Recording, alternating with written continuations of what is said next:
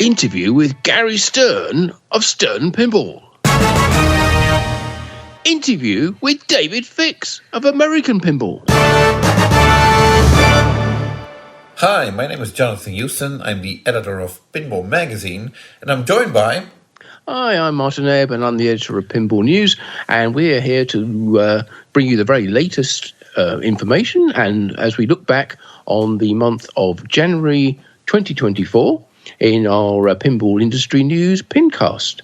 Right, and as our headlines indicated, we have 2 interviews and an exclusive dinner with Jack Ranieri for you to enjoy.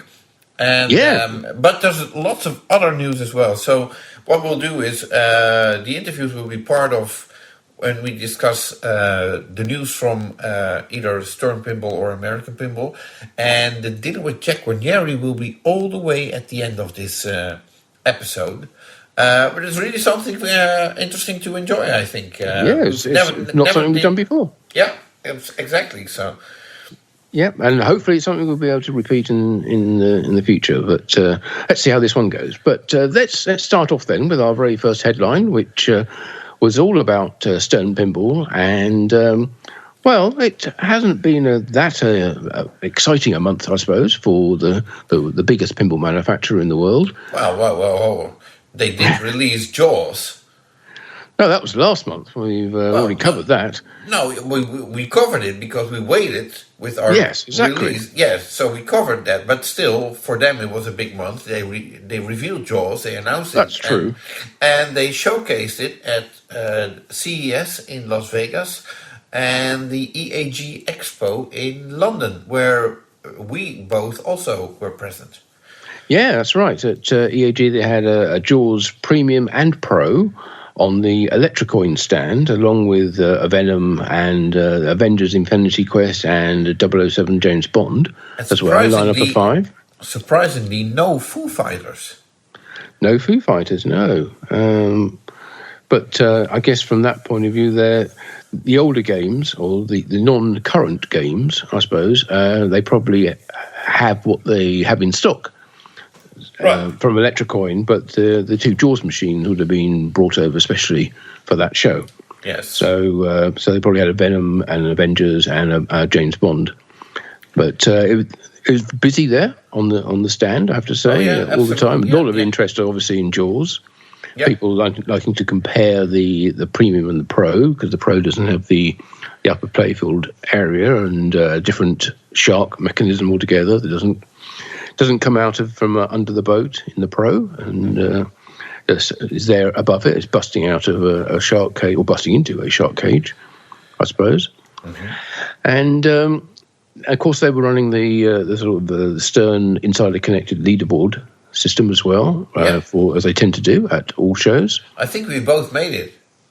Oh, made it somewhere, I suspect. I only played a couple of games, to be honest, so I don't think I did very well. I think you ranked 5th and I ranked 10th. Oh, on the Jaws Premium, that is. Oh, right. I was trying to find where the final rankings were on the Stern Insider Connect site, but I couldn't on the website. But I couldn't find it anywhere. Oh, I just looked at the screen at the stand, and I have no idea whether anybody caught up with us after that. But I suspect they probably did. There was a whole other day of the show, or shorter day, or maybe another day. Resets, I don't know, whatever. So. Yeah. Anyway, it was good fun. I think we both enjoyed playing the games. It was interesting to note the differences between them. The Pro definitely has a much faster flow to it than the Premium there. But I think there's still some work to do, just a personal viewpoint. Some work to do to make the events in the game more of events. You know, like when the shark comes out from under the boat, you hardly even notice it's there, and you look up. Oh, there's a shark under there. Yeah, right. It doesn't do a big light show and a big sound effects or a lot of musical fanfares or anything like that going on. So I think that needs working on as that is such a major mechanism in the game. And I think the other thing people were saying was they thought it felt a lot more stop and go than they were expecting. Those posts in the in lanes were stopping the ball a lot more than people thought it would be doing. Right. So code updates, and you know how it goes. People will be able to blow those off once they know the game well enough. They won't have to wait for the whole mode introduction. But it did seem it stopped there, and it would do one set of awards, then there'd be another thing happening, then there'd be an intro to a mode, and then there'd be an intro to something else. Right. So you had to sit through all those before you got the ball back. Right. Now, speaking of awards. Ah, very good. I see what you did there. I'll let you handle this one. Yeah. Oh, okay. I suppose we have to congratulate Stern Pinball's CEO and President Seth Davis on winning an award. I'm not sure we have to, but we'll get to that. Well, it'd be churlish not to, but we will. He won an award from the Business Intelligence Group. So I'm not sure whether that's Business Intelligence or Business Intelligence Group, but he was one of 11 executives named in their 2024 BIG, Business Intelligence Group, Innovation Awards. It doesn't actually say what the award was for specifically, just for fairly generic. It says the awards recognise organisations, products and people that bring new ideas to life in innovative ways.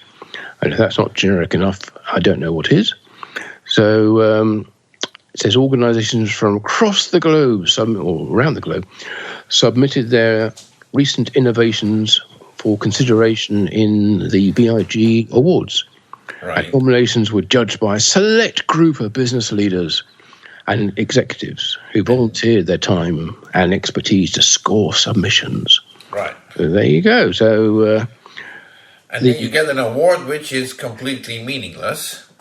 Well, it's not meaningless. It means you paid $849 to participate in it, and as I say, they award it to 11 executives, 47 companies, and 108 products as leaders and winners in the Innovation Awards, and they run 10 award schemes each year. Right. So basically, that's a business in itself. So basically, you get a participation award. That's how I see it. Perhaps they should give an award to themselves. Well, if they're coming up with such an innovative award scheme. Yeah, but I'm not sure whether they would be willing to pay the $849. Oh, well, there is that, yes. Yeah. Anyway, despite that, I'm still going to congratulate Seth Davis on winning the award. I guess it doesn't go to everybody who's entered, and at least I don't know what the award was for. That's the annoying thing. I'm guessing Insider Connected. Yeah, that's what Gary Stern talks about in the interview that we have with Gary Stern, which will be, in a couple of minutes, basically. It's almost like you've listened to it. I have. I was there. Were you? Oh, right, yeah. Okay. Yeah, I remember you were asking all the questions. Ah, right, okay. That's probably why I wasn't listening to the answers. So, moving on from awards of merit or otherwise, I have to make an apology to all those people who live in the Illinois area or follow American football in my appalling pronunciation of the football team, which Stern Pinball sponsored by donating a couple of machines to their training campus. So I called them the Fighting Illini, which is absolutely not right. It is it's Fighting Illini. Illini. There you go. So, right. So apologies to everybody in the Fighting Illini for getting their name wrong. Yeah. And everybody, and thanks to everybody who messaged to correct me and sent messages to tell me how it should be pronounced. Oh, well, thank God you took the credit for that. Yes, I could tell you were worried. Yeah, I got loads of messages as well. Yeah, sleepless nights all round, I think, on that one. Okay. Oh, man. Good, man. So, anyway, I think we do code updates, and... well, it's a bit... okay, we didn't quite finish with the EAG. Oh, sorry. Because there was... after our interview with Gary, which he was kind enough to give us more time than we should have done, because we walked out of the interview room and the whole of the show had closed and people were being kicked out so they could turn the lights off. Okay, let me picture this. Yeah. So there's a show floor, and then there is a separate area behind that, upstairs, where there's a bunch of like conference rooms, I suppose. Conference rooms, indeed, and Stern rented one. So, as they normally do, I think. Yes, that's where they meet with their distributors and all their other people representing them or buying their machines at the show. That's where they meet. Gary was kind enough to take us up after he had finished all his meetings. So we're at like 4:45, something like that, in the afternoon. And a little bit later than I joined you. Gary basically indicates like, okay, I have an appointment at 5:30 and I want to get some rest, so let's get this over with. Sure enough, professional. Sure enough, we walk out there 5:45, and we just finished up the interview, and Gary talks for like 45 minutes. So no nap for Gary, and he had to go straight into his other appointment where he had to go to, but not before running into Jack Ranieri. Yes, indeed. Which was both staying on the boat hotel, which is right moored up next to the EAG, permanent mooring. Yes. But they were staying there. I think all the Stern team were staying there, and Jack was staying there. Right.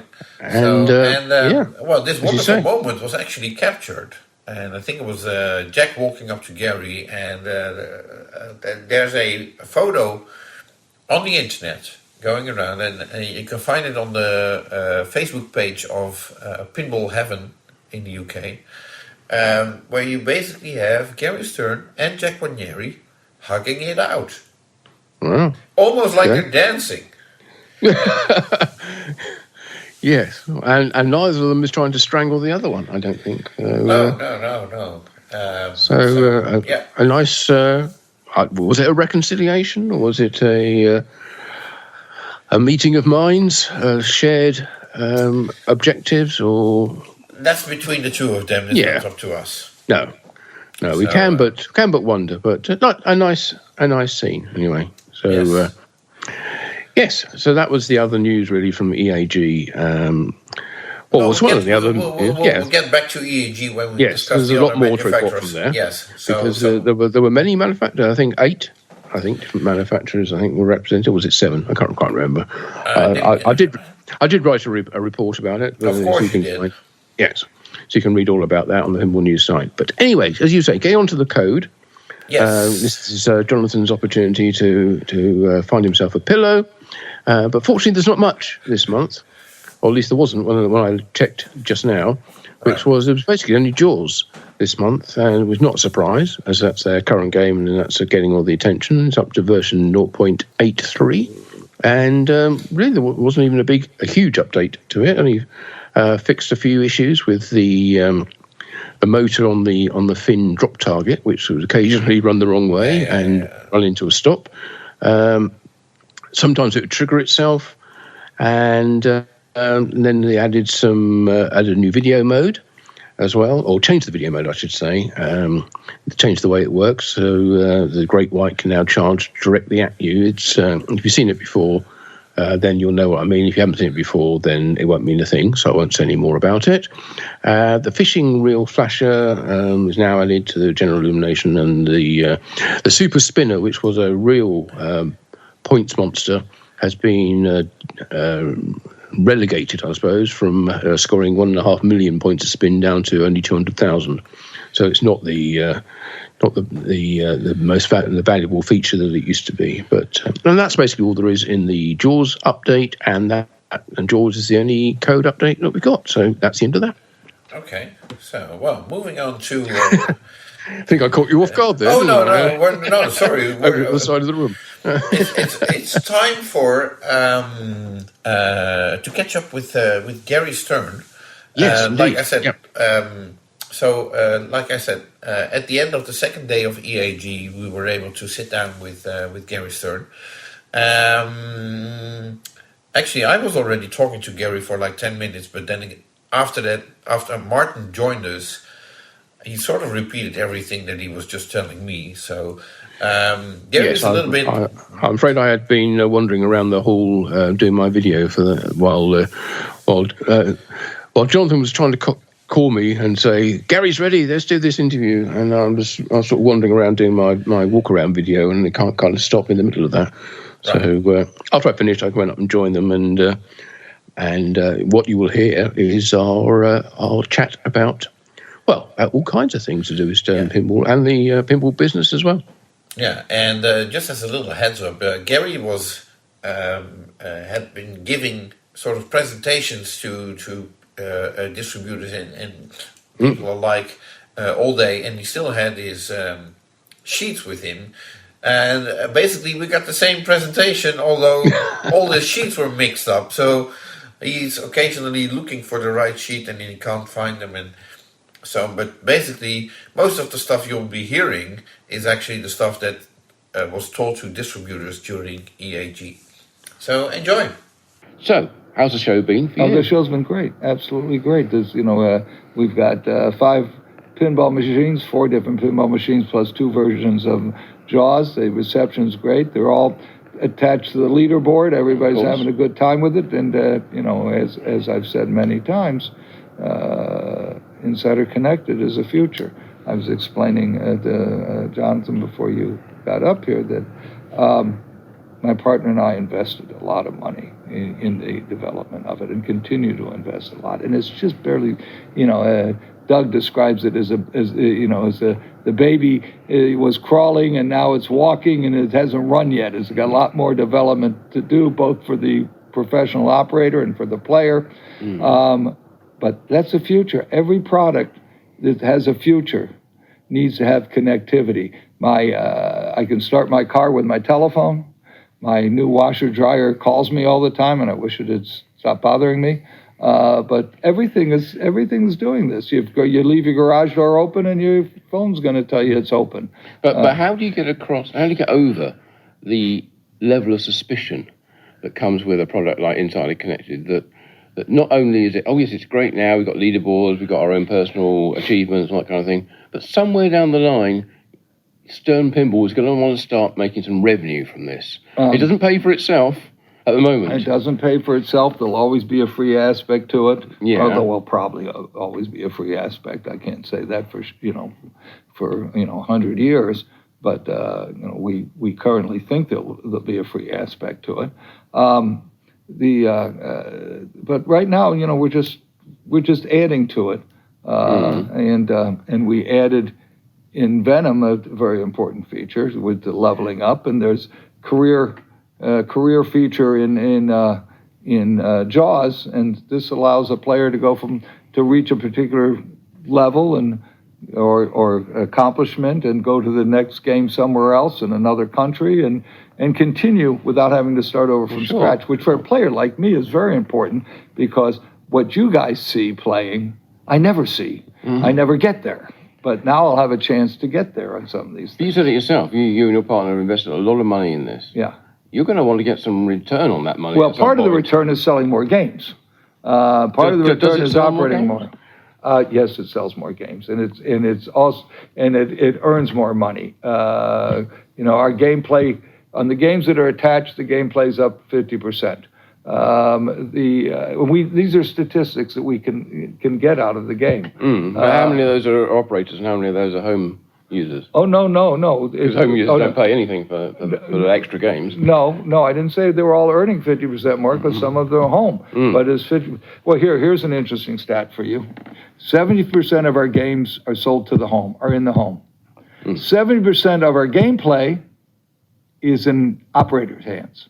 It's on the street. Okay, that's interesting. Because it's fairly obvious that more people are going to be able to play a game than in your basement. Do you have basements in England or in Holland? Not so much. Yeah. Game room, whatever you want. Game room. Okay. We don't have basements in LA, but his country's underwater, so putting a basement in is probably a bad idea. Yeah. A swimming pool in the basement. Yeah. I went to college in New Orleans. The water table is is right up there. Right. So the operators, I was just showing you some quotes from an operator, two operators who said that, the games are earning more money. The Venom is his number one game. I can show you charts on the Venom Play. Leveling up was the feature that pulled an operator in. In this case, these two cases, the operator, saw that his players are coming back and they're getting further and what have you. Again, we see 50% more play. We've got, we've doubled the number of insider connected participants, and so in the last year, growing at a fast rate. And now that we have an app, we're going to see, geographic growth, geometric growth, not geographic, geometric growth. No, it's a very important thing. And add to that, a great game like Jaws, that it's just going to carry us on. We're looking, we have Jaws has been very well received. It's been very well received by the press, by the Consumer Electronics Show. Fox News reported us 41 influential consumer tech type or game magazines covered it there, did get articles that we know of so far. And that's good for pinball, it's good for us, and so forth. And well, you're talking about Jaws, so tell us about the process of getting that license. And it seems like it's a timeless license. It's not something which had to come out this precise moment because it's a 50th anniversary or something like that. It is a timeless license. We've had other licenses with them. But, the way we determine a license, and again, I listened to Seth, our president, and Jody Dankberg, our licensing, and I'm listening to them talking, and they're, besides other people in the company, they're very, very knowledgeable with pop culture and what's going to resonate with people and what's going on in other games, not necessarily other pinball machines, other games. They're very, very knowledgeable, and I sit and I listen, and I'm 78. I'm not the one to pick a title. I used to do licensing stuff, all the licensing at one point, but,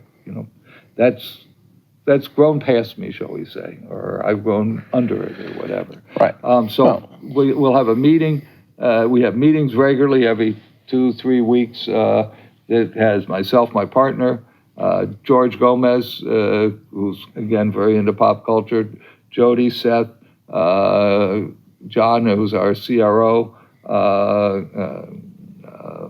Mark Wang, who runs the studio under George, for George, and, talking about schedule, title, when we can do something, list of titles, but also going back and forth with other design teams. Who's going to be interested? Who's going to want to do this? Actually, this is one Keith wanted to do. Because if they don't want to do it, you're not going to tell somebody to spend 1.5 years, 2 years of your life working on a game. Well, you've done that before. Where you don't like the title.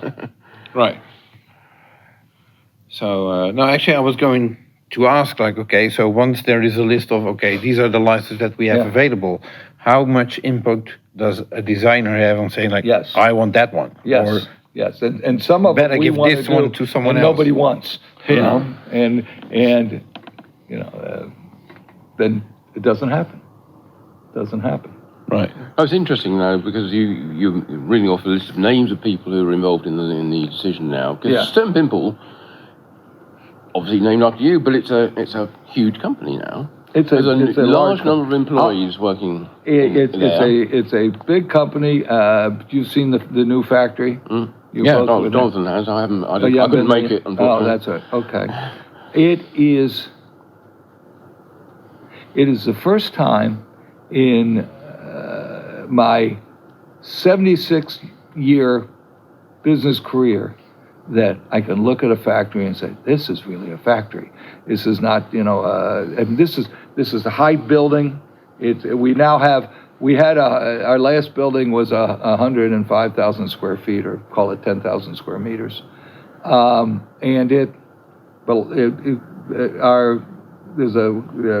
Prologis is a big landlord in our area. They had sold it to our neighbor, which was a data center.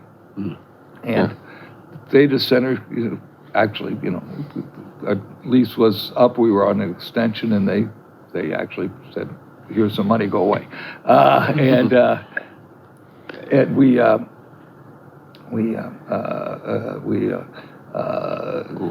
moved and so forth, and it's quite a chore. But as far as the move itself, the build out was quite a chore. But as far as the move itself, closed on a Friday. Monday, a week and a half later, we had people on the line. A couple days later, I've seen the videos. Very impressive. Yeah, you see the video of them putting it up, moving. But you see how big that building is. Now, for example, if I'm talking about a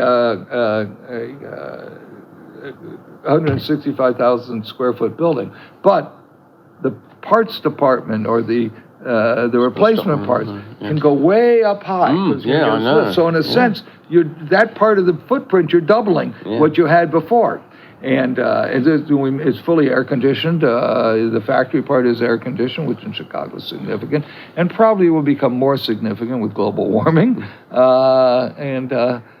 certainly get the feeling that you wouldn't want to order a part that's at the very top. Why? Why? We've got. Someone's got to go and get a forklift and get up there. There are machines that go up and down. That's what warehouses do today. Yeah. Absolutely. But the point I was getting to was all these people, all this space, all these offices, everybody is employed, busy, creating and selling products and manufacturing products.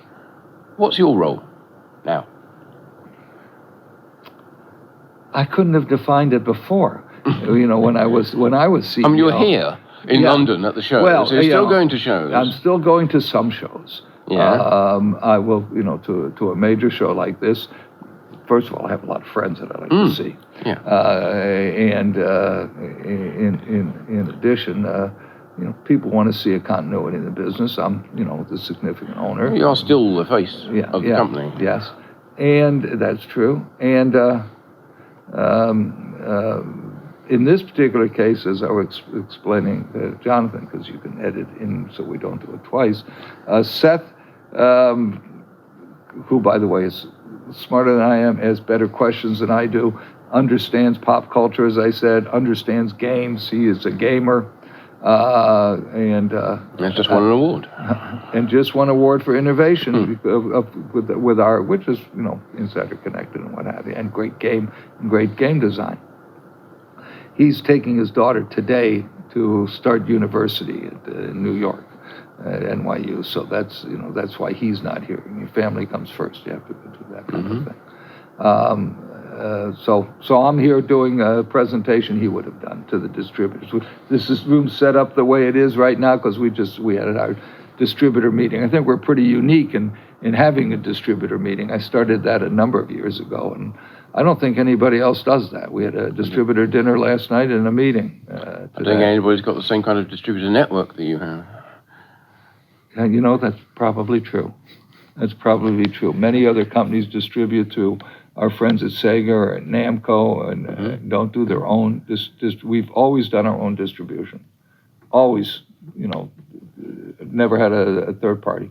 And, it just works best for us. So when you get back to and to help that, Village, to help that, we've to get more familiar, to do more of the things we want to do, like launch parties, street team, and localization, what have you.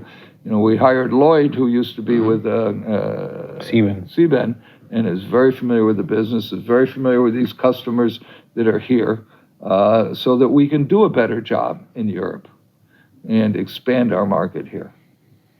Right. So when you get back to Elk Grove Village and you go back to the factory, what's your order of business? What do you say? Okay, I've been to London. I've got this feedback. I am going to leave here and go immediately back to Vail, Colorado.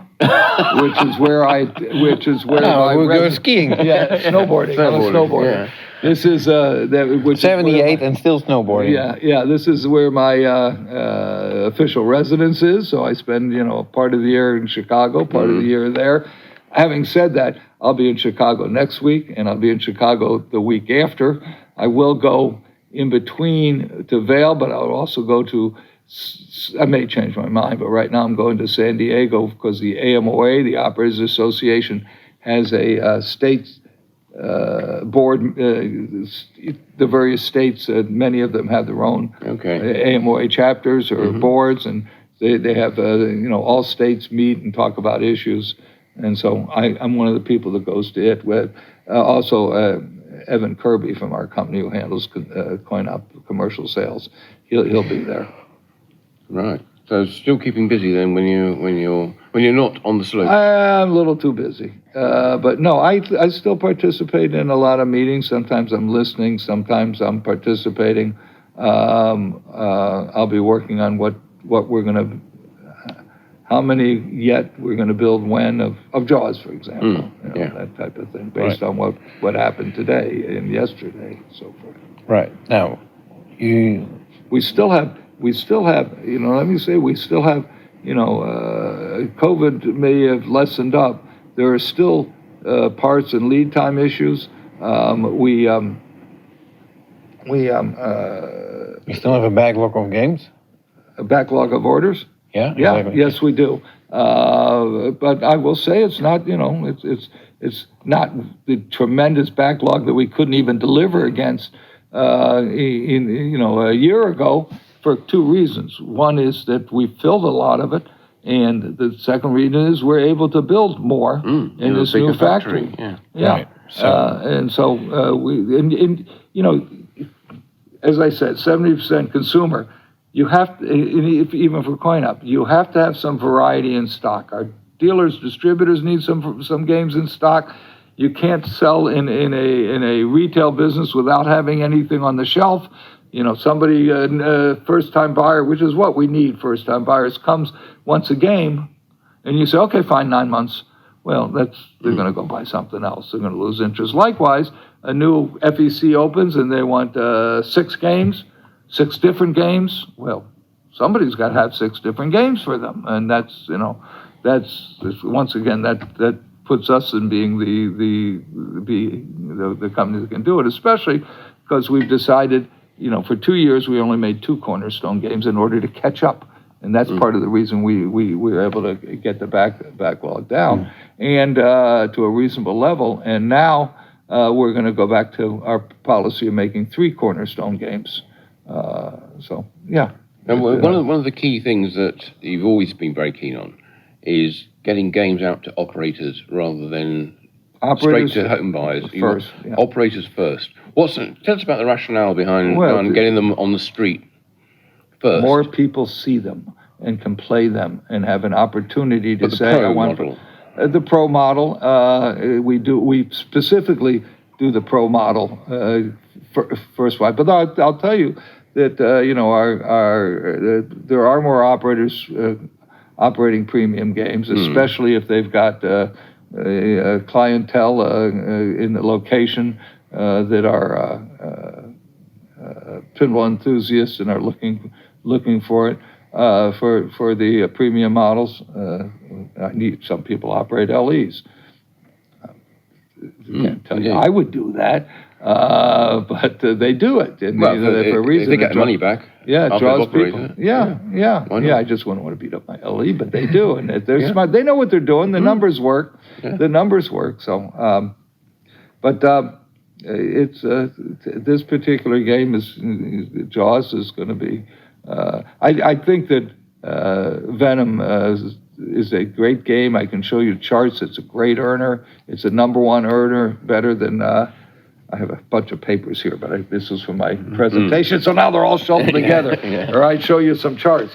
But I think it suffered from everybody knowing Jaws was coming next. And I think it's going to be like Deadpool, where it's going to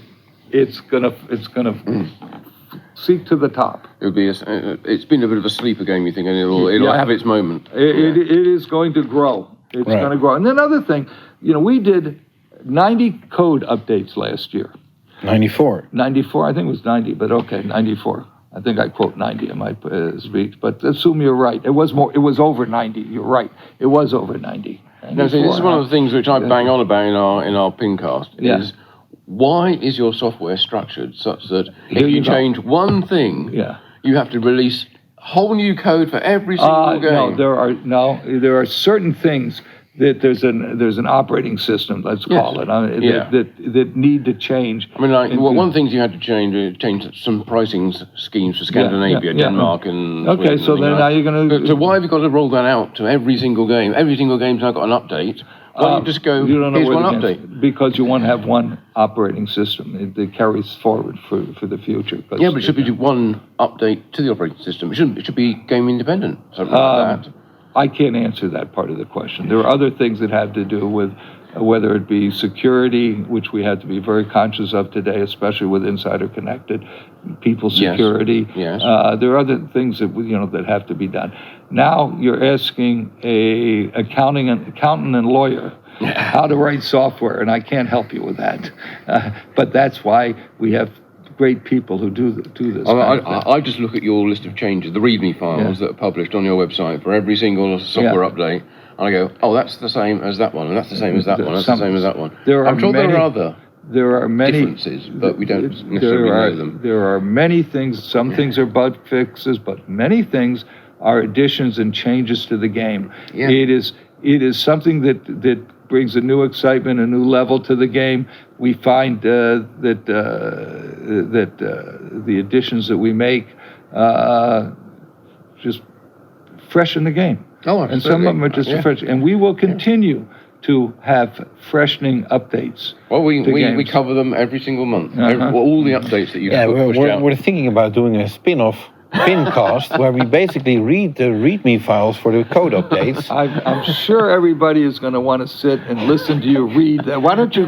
What you want to do is you want to do that, but you want to somehow have a two-way broadcast so that you could read in unison or read what do you call it in church or the synagogue where you read a line, I read a line, whatever. Oh, right. Yeah. Try reading every other word. Something like that. Yeah. Well, we're thinking about it. Yeah. But I appreciate. Keep thinking on that one, John. I appreciate the suggestion. Now I want to just interject briefly on something that you mentioned just now, which was you said that you thought Venom suffered from the fact that everyone knew Jaws was coming out. Yeah.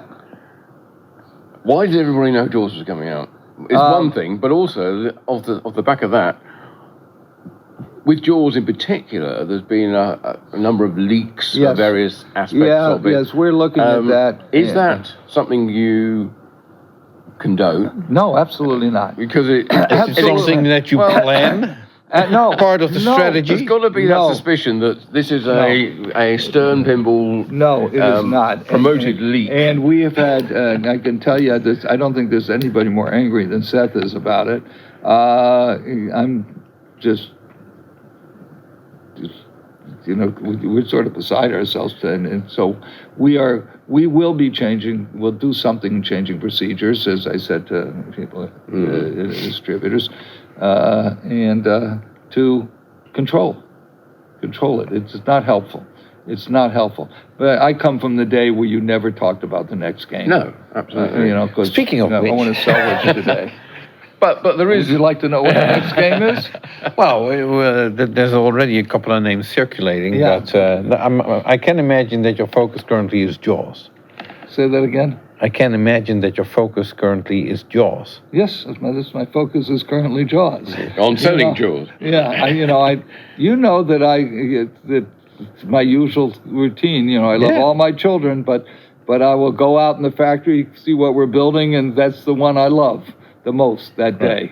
Now, but what you're building is not necessarily the latest game all the time. It could be a game from 2 years ago, 3 years ago. Although we are going to be making Jaws for solid for a bit of time, and then go into make. But we have several production lines, though. You don't just have one. Yeah, but we're typically making using we're doing mostly one for you get efficiencies by doing larger volumes. Yeah. And that's what one of the things that we're doing is we're we're keeping our prices flat. We're not raising our price.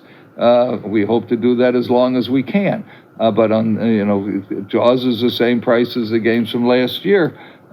We didn't make a price change. We're fighting inflation, and we're having to be more efficient and buy more efficiently and build more efficiently, so that we can hold that price for a while. Right. Yeah.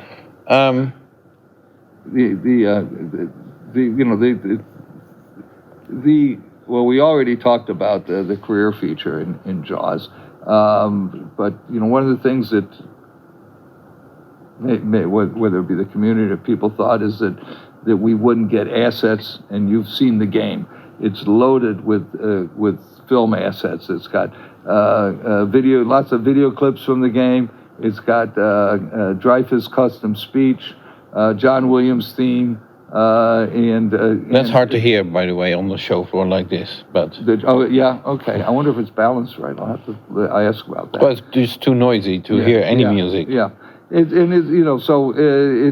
got some great artwork, including in the Pro and the LE mirrored Pro regulars, that iconic backglass, the iconic movie poster backglass, and so it just speaks. One of the things which a couple of people have said to me, which I found surprising, people said, "Is it just based on the first movie?" And I said, "No, it's based on all four." Yeah, and they said, "Well, I haven't seen any assets from the other movies yet." Yeah, I don't know. They're there.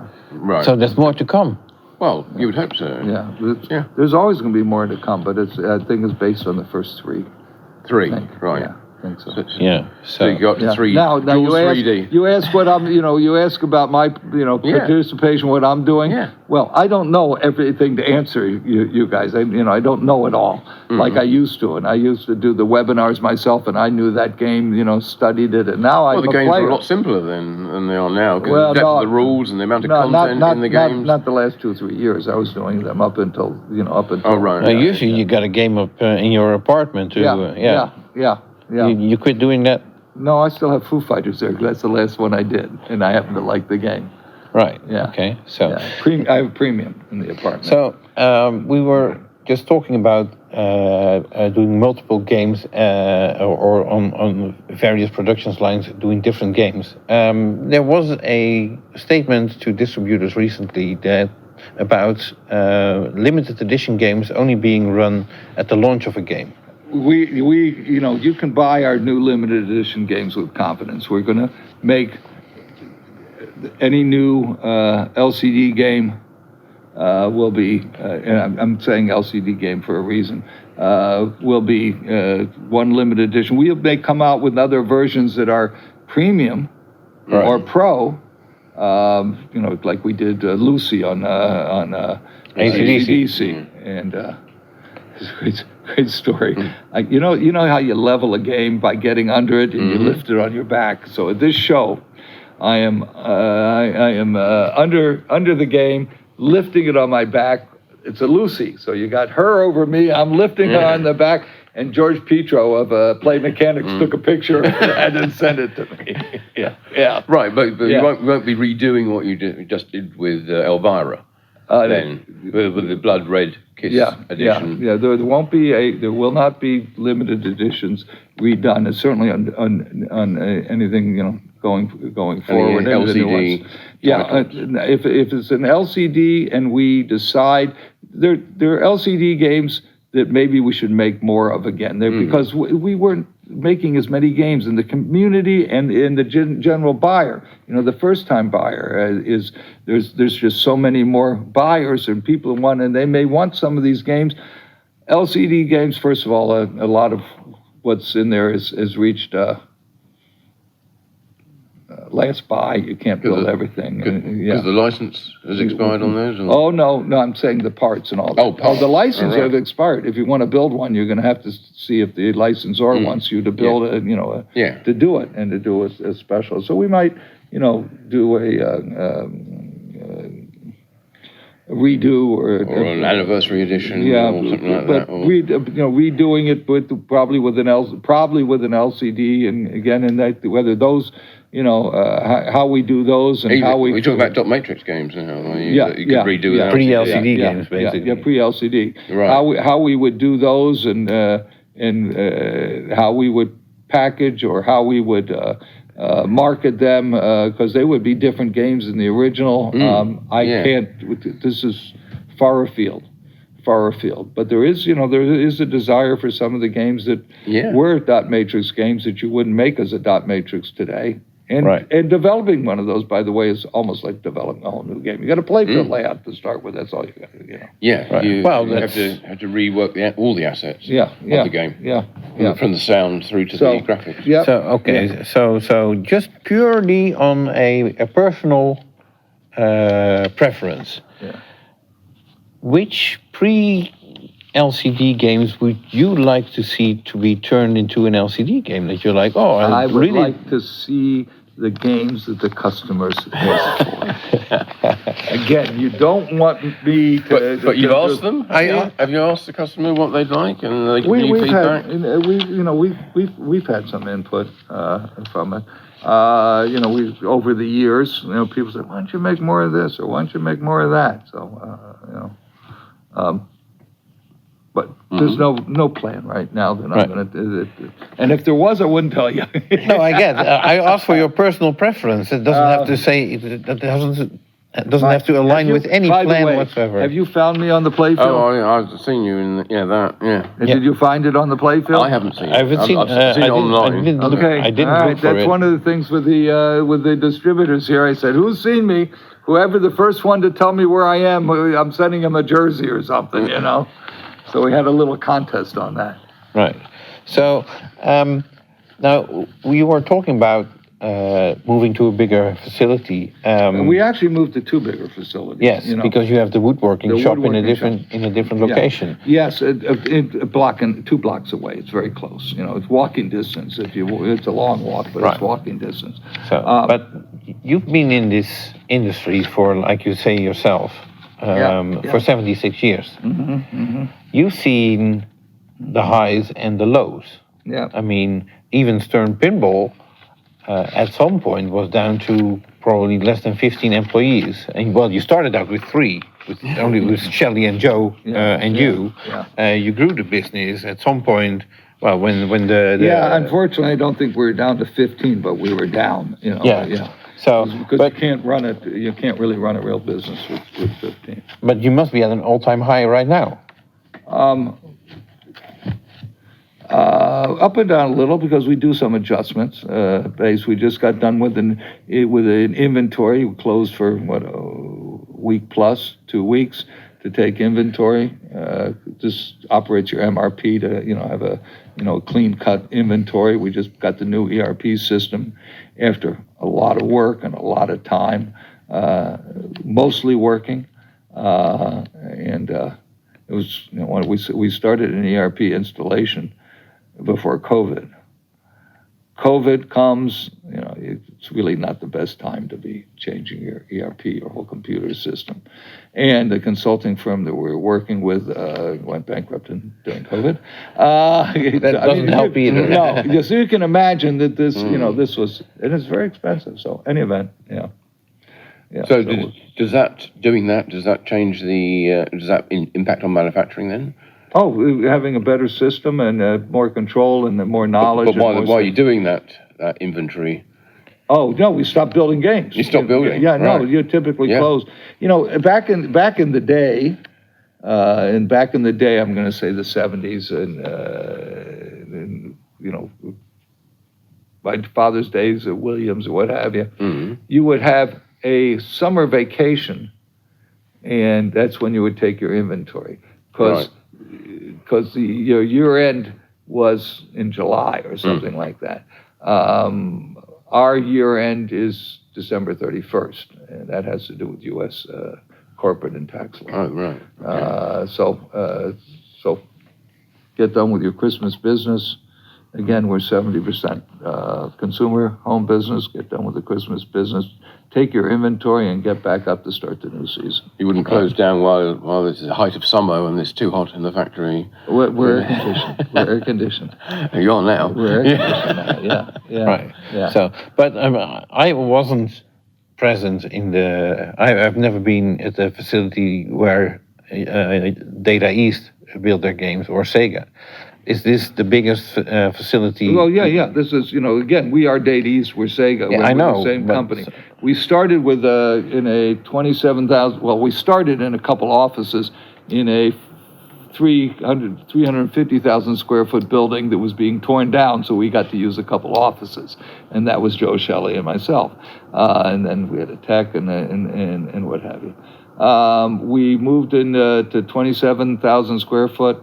For a while, we had a second 27, so we did down the street. Yeah, we did the cabling down the street. Yeah, and then we moved back to the one and then into a 40,000 square foot. One of the reasons we had the second is we belonged to Sega, and we're making video games for them, as a contract manufacturer. We moved into the 40,000, and we moved from the 40,000 square foot building to the 105,000. We added some of our operations on the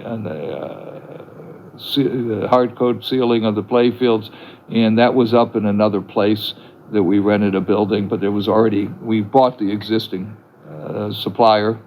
Now we're moving it into our woodworking. The woodworking building is about 60,000 square foot, or call it 5,500 square meters, and it's not all yet being utilized, and we will always have a second source for playfields, for everything.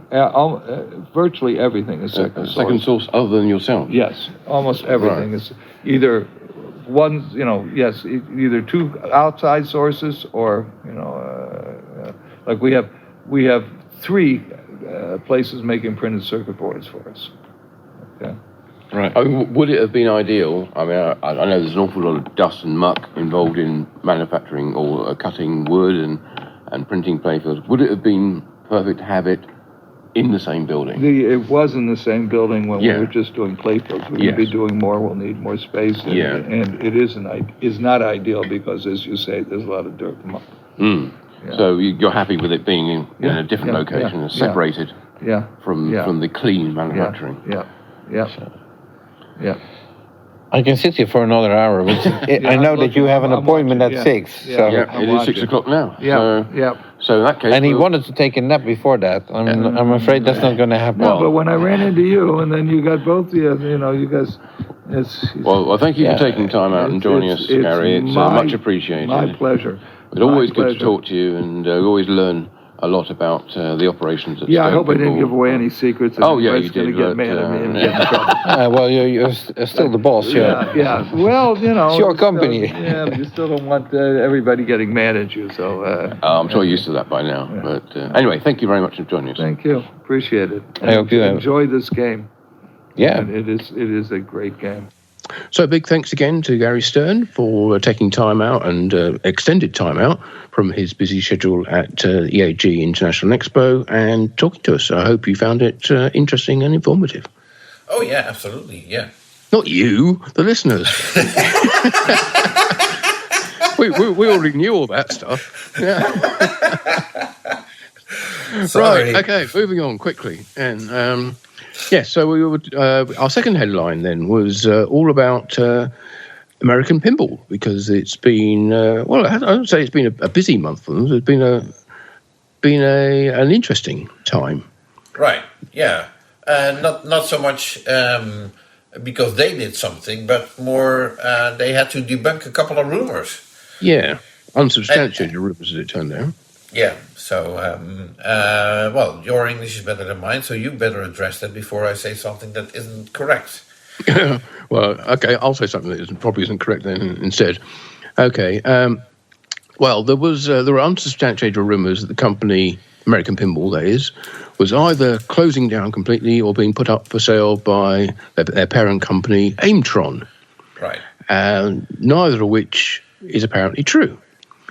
Now, they posted a message was it on Facebook? I think it was, briefly. On Facebook, yes. But soon withdrew it, saying, in response to some recent speculation, American Pinball would like to clarify to our valued customers, etc., that the rumours regarding the company being sold or in talks of being sold are baseless and untrue. American Pinball continues to be owned and operated by our parent company Aimtron and is more dedicated than ever to delivering high-quality pinball experiences. Okay, and this kind of comes after there had been another notice on their website in their support section saying that they had, which is unusual, it said they had lost their service technician, note the singular, service technician. Yeah, we had one service technician. Did anybody find him? Well, no, apparently not. If you listen to our interview, you'll find out. It says, we wish to inform you of recent change to our team. Our service technician has moved on from his position with us, and in the interim, our dedicated team will handle all orders and service calls. So basically, didn't have anybody looking after the service calls for since December, I think, or since Christmas anyway. It says we are committed to maintaining a high standard of service you come to expect from us. We appreciate your patience during this transition. Well, you will hear in the interview exactly what the outcome of all that was. But the general advice, I think, doing the rounds was there's no point sending them an email because they don't answer them, because there's no one to answer them. So the best thing to do is to give them a call. And then you will actually speak to someone, or someone will pick up the phone and then will hopefully be able to help you. Now, I don't know whether we want to divulge what David's going to tell us, but I think we might as well because it's already been announced through they did a live Twitch stream on their new Twitch channel, their inaugural stream, so to speak, on Hot Wheels. And there's something special about that game, which David Fix will talk about in the interview that we will play for you, as we just talked to David. So, but there was a very good reason for them to showcase this Hot Wheels game, which is a couple of years old, as we know. Yes, this is going to be the first of a series of regular streams of their games that they're going to be doing to help promote them. Yeah. Now, at the time of speaking or recording this, that stream is not yet available for replay on Twitch or on YouTube, but apparently it's going to be very shortly. So maybe by the time you listen to this, you'll be able to find it on the American Pinball YouTube channel or on their Twitch channel. Yes. Yeah. So new Twitch channel, that is. So. Yeah. So, okay. But. So are we talking about what's actually revealed in that? Well, okay. we can discuss the news or announce the news, and then we'll play the interview anyway because David talks about it very lengthy. But he also talks about the upcoming Barry Osler game that's currently being developed. And a couple of other things. But the big news for American Pinball, aside from debunking the rumor that the company apparently, or which turned out to be not true, is not being for sale, so to speak, is that they developed their own hardware system, and they found two new technicians to step in where the other one left off. Yes, that's right. They've we mentioned just now about them losing their sole service technician back in December. Well, they've now got taken on two people to replace that and replace them. And one of them is a chap called Morris from Galloping, who worked at Galloping Ghost Arcade. Right. Fixing games there. Maurice Smith, that is, yes. That's right. I thought that was his surname, but I wasn't going to commit to it, but you're quite right. Yeah, Maurice Smith. And the other, well, I'll be honest, when I spoke to David yesterday on the phone to set up the interview and find out whether there was a bigger story here that we really need to be across, but no, he said, I've taken on two people, and I said, I bet one of them's Lloyd Olsen of SS Billiards. And he went, how did you know that? So, and how did you know that? Well, because it made sense, really, because if you want somebody, Lloyd is so well versed in doing this job. Now, he's been online on the phone support technician for first of all for Jersey Jack Pinball and for Chicago Gaming as well. Now, when Jersey Jack Pinball sort of got taken over, they did bring all that in house. So Lloyd didn't have that gig anymore, but he's still running the arcade. He's still got Jersey Jack games, and he's still got he's still got Chicago Gaming remake games in there as well.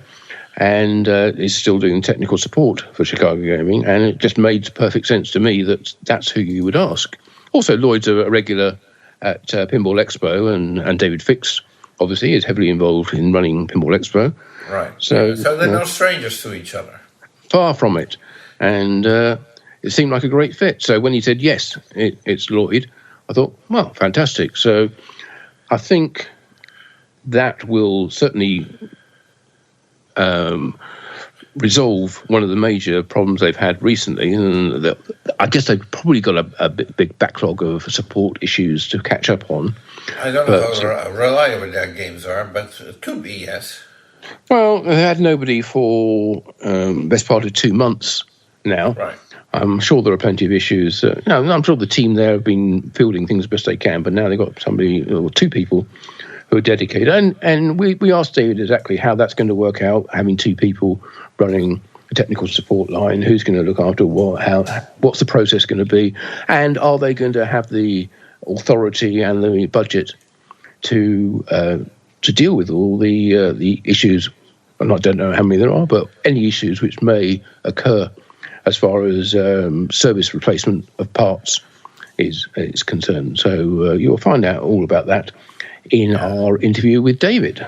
Yeah, and there's actually a sort of a bonus for American Pinball by taking on Lloyd Olsen, and David Fix explains all about that as well in the interview, so recommended listening. Yeah, so but you also mentioned about their new board system, which is developed and manufactured by their parent company, Aimtron, which Aimtron is a big company that makes and develops circuit boards for all kinds of different industries.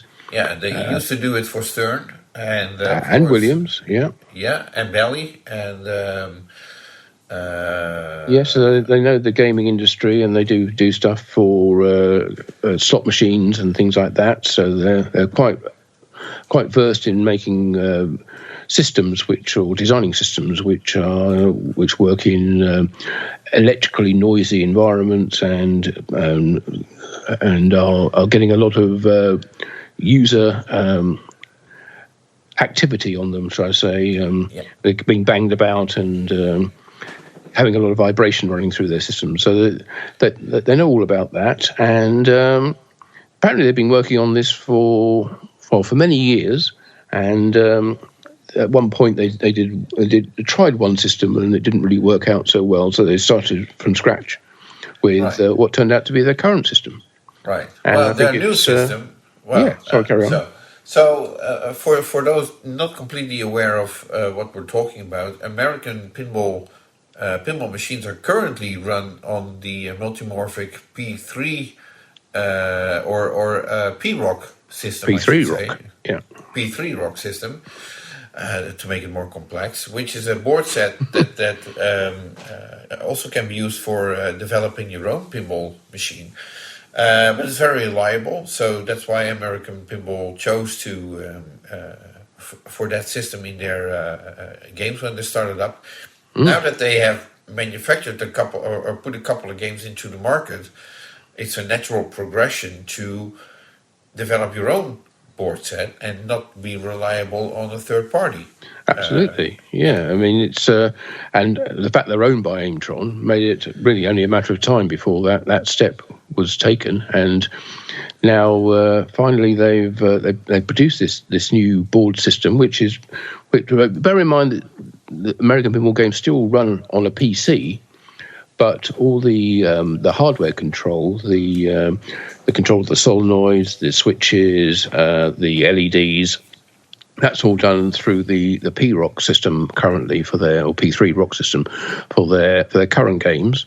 including the ones that are being manufactured at the moment. But their new board system will come in on their next game in mass production. Although, as David will tell you, you may, if you went to Pinball Expo, you may actually already have experienced playing their new board set, but not realised it. Right. But what is interesting is that they designed it so that it will be backwardly compatible with previous games. So it means that if your P3 rock board system for some reason needs replacing, you could put in the Aimtron board set, as long as you replace the main controller board and any satellite boards for the driver solenoids and the switches and the LEDs. So if you do that, then that set of boards together will work with with the existing wiring harnesses and the existing cables. They've actually designed it so that all the connectors are in basically the same place on the boards, although in the boards, the firmware and the devices on the board are completely different. So it does need a different version of the code to run that's designed specifically for the Aimtron boards as opposed to the P3 rock boards. How about we let David Fix explain all that? Yeah, I'm sure he can do it a lot longer than I can. Yes. Okay, so let's head over to David Fix, and we'll pick it up after that. Okay, so we are joined now by the Executive Vice President of American Pinball, Mr. David Fix. Welcome, David. Hello, Martin. Hello, Jonathan. How are you guys? We are great. Thank you for joining us. Thank you for coming on the show. We understand you have some news. Yeah, we had some exciting news last night during our Twitch, our inaugural launch of the Twitch channel. So we were excited to bring on two people into the service department. I think that was pretty well. Martin actually called it. He kind of called me and said, I think you're going to hire X. And I'm like, how do you know? So we were happy to bring on Lloyd Olson from SNS Billiards, LTG, to help us out with the service. And then also we brought on Maurice Smith, who is a competitive player here, worked at the Galloping Ghost, and worked on games there. So we were excited about bringing him on board and showing them the ropes and getting them to do stuff for us, to help where we needed some dire help in the service department. Sure, you even put a notice on your website saying that your service technician left in December, and you asking customers to bear with you during the difficult time. Yeah, he kind of just like didn't show up on a Monday, and we kind of reached out to him like, "Are you okay?" kind of thing, and we got crickets. And then all of a sudden he was like, "Yeah, took another job, thanks, bye," and that was it. And we were like, done. So. Wow. And sure enough, that was a week before Christmas. So that was like great. So we've been scrambling ever since. So as part of this deal, you said you got Maurice and Lloyd now. Yep. Lloyd obviously runs SS Billiards in Hopkins, Minnesota. Is he going to be getting some American Pinball games over there, so he has reference, because he can't exactly just pop round the corner into the factory? Correct. He's getting one of each copy, and he'll probably get one of the newest ones as soon as it's available too. So, right. So we'll get back in. What's that? Sorry, that newest one. We're going to talk about that, but let's tease that for now, and we'll get to it in a bit. We're not talking about that. We got a ways to wait for that. All right, you brought it up. So, but that wasn't the only news, we understand. No, it wasn't the only other news. The other news was a project that we've been working on for quite a while, and it was the evolution that American Pinball now has its own board system. We all know that when American Pinball came out, we used a off-the-shelf board system, which we're very happy about. And we continue to use that board system, and it's been reliable. But as the evolution as the company continues, Aimtron did build boards and made boards for WMS and Stern Pinball at one point. So it was just a matter of time. Just to clarify for our listeners, Aimtron is the parent company of American Pinball. Correct. And they make board sets. That's correct. They make board sets. They have their own engineering department, and when you share the building with them as well. Yes, we do. But part of their facilities here, they have another building over, which is the corporate offices, and then we have offices overseas too. So Aimtron's this big company, and then we're just a subsidiary of it. Although it's really good for a board manufacturer to have this gigantic pinball machine with all its boards sitting at a trade show showing off what we can build, right? So it's a very nice little piece for them. And one of the key features of this, which you mentioned, is that it has physical backward compatibility with your existing games. Correct. So if someone needs to completely replace the controller in their game, they can put your new system in. So does that mean, I mean, it's not software compatible. You have to have different code. It has different drivers for the various devices on the boards. But you need to have the controller board and the driver board and the switch board, I'm guessing, as well. So you need to replace all those three.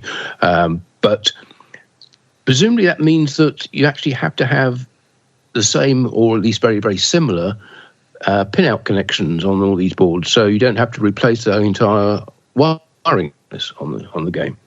You're a very smart man, Martin. Very smart. But yes, it's an exact pin-out. Basically, we just took our pin-outs, okay, and we basically made the boards. Everything inside the boards is completely different, but the pin-out is exactly the same. So we follow the same architecture of the pin-out, so that yes, if for some reason something happens down the road, you can't get a multi-morphic board, which I don't see that happening anytime soon. There's nothing wrong with that. Mm-hmm. But if let's say 30 years from now or 20 years from now, you can't get it, the new board system that we are making, which has a newer processor, you can replace the entire board system in the game. It has to have its own code. It has all its own code. So the game is going to coded is the same. It's not going to play any different. The only difference is you're going to have longevity and you're going to have a substantial life to your game. So you continue to use your game and play it as much as you want, but you have to change over all the boards. Now, granted, we haven't ported it over to all the games yet. We're still working on it, but what we said in the announcement was the very first game that we started working with was Hot Wheels. And in September of 2023, or end of August, beginning of September, Interium got a little upgrade.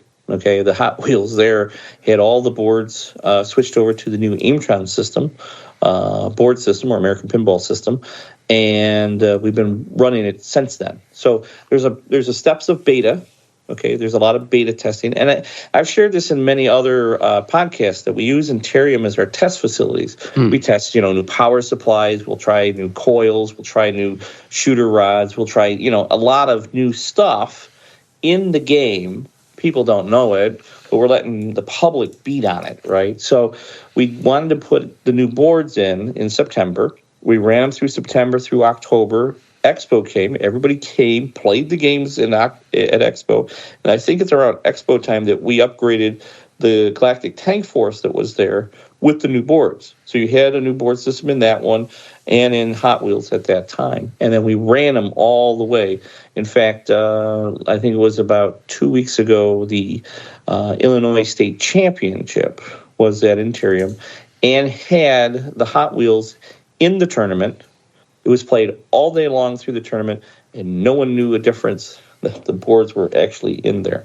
So it does take a little work on our end. So we did it with Hot Wheels. We're doing it with a couple of our other games. We're testing them out, okay? And then we're going to go backwards and go all the way back to, the plan is to get all the way back to Houdini, so that anybody who has a Houdini, who bought a game in 2017, if something happens, say in 2030, okay, quite a few years from now, and we can't get boards, we have a new board system that can be ported back and make it available that your game will continue to run. Okay, I have a couple of questions off the back of that, if I can. Sure, yeah. First of all, your existing board set from Multimorphic is a very popular one with homebrew game makers. Okay, is there any possibility that your board system will be made available to people who want to make their own game in the same way, if it's works in a very similar way, or is it staying proprietary to you? It's staying proprietary for now. We have no plans for that right now. However, if a home brewer does use the Multimorphic system, and for us to port it over, it's possible, right? We have to do a good point of coding to do it, but we can definitely get there. And we'd work with the designer if we want to take a homebrew. So we didn't, I think you bring this up because we did Legends of Hollow, which was done on the Multimorphic, and we just brought that over. It was very easy. Now, can we bring it over to the new system? We probably could, but we're going to have to do some more coding and some more stuff. So we've been working on a lot of stuff in the backgrounds. Right. So there is some proprietary work under the hood there, which isn't being made publicly available. But the other question I was going to ask you is, what's the name of it? Do you have a name? Is it like a Sam, or is it a Spike, or is it? What are you calling this board system? Are people going to say, "Oh, that's an electric tank force that's running on the Aimtron boards," or are they going to say it's running on, I don't know, on the fixed boards? No, it's not going to be called the fixed boards. No, but we currently are just referring it to as the MPU board and the driver board. We haven't come up with any kitschy names like the popcorn popper board or any of those cool names. No, a name for the system as a whole. Yeah, I know. We haven't done that yet. We might do that, but right now we're just calling it the MPU. They're blue, so it might be the blue MPU. I don't know. We haven't gotten into that whole point of like naming them yet. Just hold a competition and see if people can come up with a good name. I'm afraid of what names they might come up with. But a good name, I say. Yeah, it's a good name. Yeah. So what Martin just mentioned about the homebrew community using multimorphic board sets, not sure whether this question makes sense, but let's say someone who is into homebrew games owns an American pinball machine with the multimorphic board set, decides, you know what, I'm going to order the Aimtron board set, and I'm going to use the multimorphic board set to build my own game and to develop that. Is that possible, or is that locked up in some way that the board can be used for that? Okay, you kind of danced around this. You're going to you have an American pinball game. Let's say you got a Houdini or Legends, okay? And, well, let's just use Hot Wheels because we already ported that over. So you have a Hot Wheels, you're going to buy the new board set, okay? It's going to be, okay, you're going to buy a new board set. Could be cheaper than another multimorphic set. It could be. We're doing this on... Hypothetically speaking, could the multimorphic board set be used to develop your own game? You're saying, is the P-Rock system that you have been using up till now, is that locked to American Pinball games, or is it just a standard P-Rock that anybody can use for anything? Oh, got it. No, you can always, it uses the standard P-Rock. I guess you would call it the hardware, but it also uses its firmware. Firmware, yes, which is. The firmware that American Pinball has been using has been P-Rock's firmware, which runs the boards, which does all that stuff. The new American Pinball boards has its own firmware. It has its own architecture. It has everything new in it. So, and it's a whole different setup. So that's completely different in the system. So, right. But let's say I feel like taking a piece of plywood and designing my own game. I need a board set for that. How about I order the Aimtron set for my current game, upgrade that to the latest and greatest, and use the multimorphic boards to run my own game? Well, I see a lot of red and green, and don't hit red, maybe. in the future. I don't know if that's what you're going with, Jonathan, but you could take the boards out there if you want to do it and use it. And here's the thing: the game is going to play is pretty much the same as you're already going to find on the multimorphic. So it's not really. I would just go out and buy yourself another multimorphic board set and put it in your game. Okay. I mean, why go through all that hassle, ripping one out and changing it over and doing it? Now, granted, it's pin for pin, so it's very easy. But again, why mess with it unless you had to, right? My whole idea and the whole idea on this board set, understand, was to create a world where we can continue as a manufacturer. Like, say, we want to go back and build Oktoberfest in 2 years from now, or whatever game we want to build. Not saying that we're going to do that right now, but I'm just saying that if we wanted to go back there, we can just basically take our board set, port it over, and have it set up, and then put it over there. Have we ported all our back existing games in there? No. The plan on this was to going forward with the next game, we'll have that board set in all the games going forward. Unlike other competitors who may have change board sets and so forth, and then you're stuck with revision 1 or revision 2, and you can't go back and you can't go this way. This is me as a collector wanting to be able to go, I can go backwards, take care of you, and then yet still move forward. Okay, so that's just a little bit of me, because I went through that. I have 150 pins, right, and I've gone through that fiasco of this board. This is same company, different boards. Can't put them in there. It just doesn't work. So and I got to wait and find this board or find an old game or a donor game to do it with. So I didn't like that. Right. So now, so you're saying with the next game will ship with the Aimtron board set, but what about the games that are currently coming off the line? They're still shipping with the multimorphic set, or? Yep. Okay. Still shipping with the multimorphic set. Okay, I have a couple of questions that come from that, if I may. First of all, for those people who get a game or want to change their game over to the Aimtron board set, for want of a better name, is there any cosmetic or apparent difference in gameplay between the two? Does one give you an advantage over the other, or is it purely from the point of view of longevity and being in control of the supply chain of those? That's Absolutely. The first question. Absolutely. It's totally the same gameplay. There's no different code. There's no different... yes, there's different code, but the game doesn't have any secret passages, no extra points, no zippy or flippers or anything like that. It plays... Right. The whole idea was last night's stream. Everybody was like, why are you playing that game from 4 years ago, right? There's nothing different. All the lights worked. Everything's doing everything it's supposed to do. Where are we, what's going on with that? So, and then the whole point was you can't tell, right? Right. Just kind of like the Alltech. You can put an Alltech board, right, which has a much faster processor than we have seen in the past. Yeah. Put that in any old Bally or Stern, and you play that game, right? You can, and you don't feel the difference.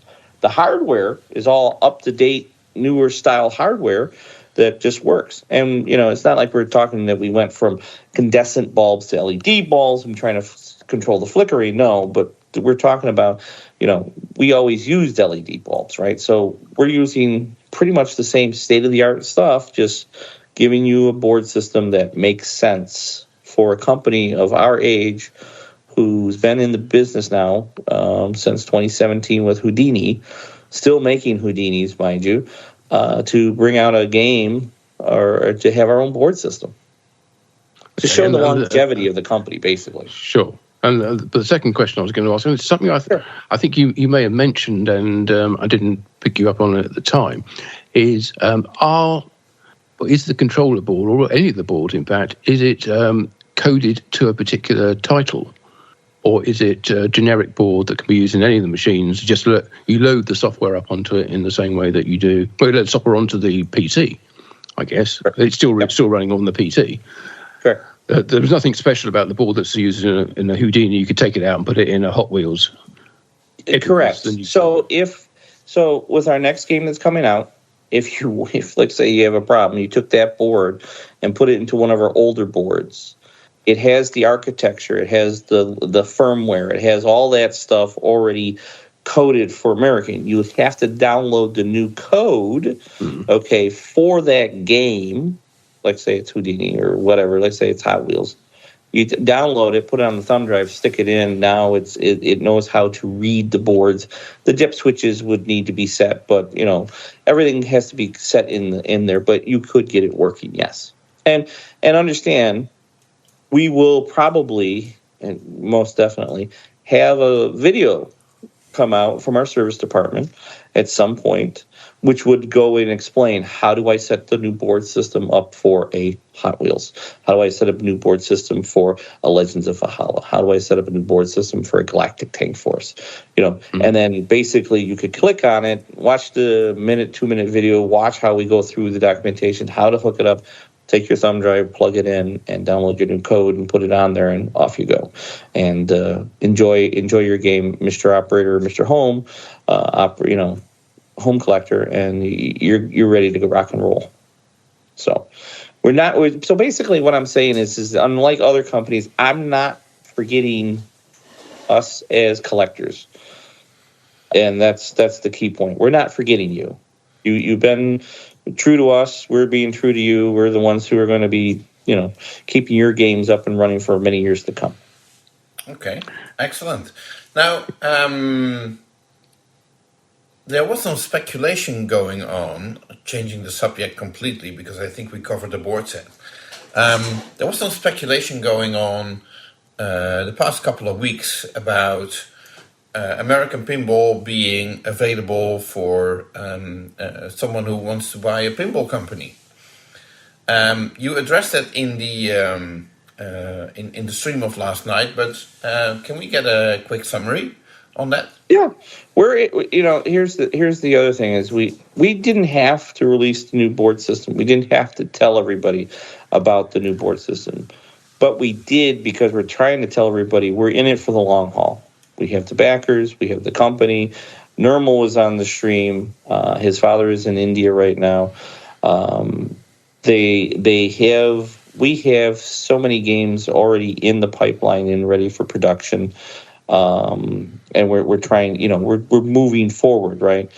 The idea was, let's show a new board system that we're serious about this. If this was a company that was going to be on the chopping block and ready to go, right, would we stick hundreds of thousands of dollars in developing a new board system? Would we, throw in all this? No, we're in it for the long haul to continue building games and bringing games to the public and supporting our back games. That's why we also brought on our 2 technicians that we've been fervently trying to find, because unfortunately COVID was not just a problem for electronics and parts, but it's also been a very hard thing for personnel, right? To get personnel in companies, it's been not an easy thing. So, I mean, listen, if Martin was living in Chicago, he'd probably be working for American Pinball, Stern, anybody. But he's over in the UK, so the next best thing is the BBC, because they can afford his big paycheck. Well, it'd be nice to think so. But picking up on that point about the service, which where we started this interview, when will people start to see a difference in the level of service that they receive from American Pinball? Well, we've been trying as hard as we can. We have had asked for everybody to please be patient with us, and they have been. Some haven't been, but it's to a point. Things. I understand. I'm a collector. I need to get things done. They need to get things done. And we've been shorthanded. Maurice has already been taking calls, talking to people. Lloyd would be starting as of this week also. We got to get Lloyd his games. So those games are being shipped out so Lloyd can start referring to it. But Lloyd can really start talking to people because Lloyd is Lloyd, right? He can pick up the phone and say, hey, you got a this is how you undo the lockdown bar. This is how you change a coil out. This is what you're doing, blah. I mean, he doesn't have to look at a game to know the fundamentals, right? Same thing with Maurice. But it helps. So those games are getting shipped out to Lloyd right now, and he'll have those, and he'll be able to set them up at the SNS Billiards for people to enjoy. And not only that, to refer to, right? And it kind of works for us, too, because, we do a lot of alpha testing and beta testing. Having Lloyd there as another location for testing for me is great, because now I can send Lloyd something and say, hey, you're the service tech. You're going to be, this is your baby. You're watching these games. Put this new part in. Tell us how it does. If it's clunky, how you like it. If it doesn't. And then, get the feel back. Let's see if an earnings report trips. Let's see which way things go, right? You have to look at all those numbers. So we would run those with Lloyd. Right. Of course. So if, excuse me for interrupting, but if I get this correctly, if I would like to receive American pinball games, all I have to be is a tech, and you send them to me, and I start answering your tech calls. Not quite, John. Oh. Not quite. If you want, are you looking for a European representative? If you wanted to be our media consultant, maybe, because I've seen you do, your magazines and some other stuff. I have seen you try to work on games at shows, which is, I would rather let Martin work on them. I don't recall myself working on games at shows, but okay. Anyway, but listen, Lloyd is a dedicated person who, for the longest time was, and he still is. He does some consulting and teching for Chicago Gaming, okay, and Planetary. Which he's like, I can do American also. I said, okay. So I'm like, that's fine. So we were excited to have him on. And he also does shows. He'll be down here at Expo if we can get him away from SNS. And, it'd be great to have him here at the plant, too. So we've already had some phone calls and conversations. We're going to be bringing him into some meetings and so forth. There's a wealth of knowledge there. Right? So, pinball people don't grow on trees. And it's not like, you're in the Chicago area, finding a technician or somebody who has worked on games is, it's not easy, right? So, like I said, even COVID caused problems with personnel. So how's this going to work on a practical level then? If I've got, say, I've got my Houdini, and maybe the screen on the stage is a little bit flaky. Sometimes it works, sometimes it doesn't. Okay, I ring up and I speak to someone. Am I going to speak to Maurice? Am I going to speak to Lloyd? It just depends on what day I call. And then who are they going to then take ownership of that problem? Does it go into the ticketing system? And you might get called back by either of them. What's the plan? It's obviously a lot harder when you've got two people effectively doing the same job. Absolutely. But here's the thing. We had stuff already in place, right? So we were able to do it before with Dave Brennan, who was a great service technician. He was remote. We did it with our last service technician who was here. So the idea is that, yes, we always ask you to put a service ticket in first. So you're going to put a service ticket in, and then you're going to, or you can call, right? Depending on the time of the day, it's either going to be picked up by Maurice or it's going to be picked up by Lloyd. If it's picked up by Lloyd, Lloyd can always just send off a quick email, like say your Houdini monitor is flaky. Okay? It's not under warranty because it's the one from 2017. You need a new one, okay? Lloyd can send it off. Maurice is going to pick it up and say, hey, I'll put it in a box, okay? You can buy it from the web store that we have. Here it is. Here's the link. Buy it, fill it out. We'll put it in a box. We'll send it. Send us back the old one, okay? Or keep the old one. If it's usually what we do is if it's a warranty part, we ask for the part to come home because we want to see what failed on it. Okay. It could be anything, right? If it's a rubber ring, I'm not really worried about that. I'll send you the rubber rings. But if it's something else, right? If it's something else that broke or something that was mechanical or something, and it shouldn't have broken in that period of time, we want it back so we can, analyze it, talk it over with everybody, look at the inspection. We get your serial number. We know when it was built, what the lot numbers are, when it was built, who was the manufacturer of that part. Okay, and then we can go from there. In fact, all the coils have different names on them from the different manufacturers, so we know who made those coils too. So if there's a problem with a coil, we can find out. And again, that's why we do a lot of testing, so we don't have these problems. And it just helps us out in the long run.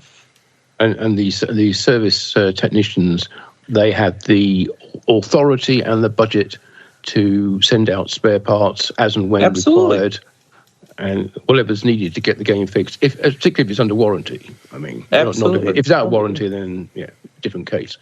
Yeah. Listen, I know we have, everybody's like, oh, it's 90 days. It's 91 days. It's covered. Okay.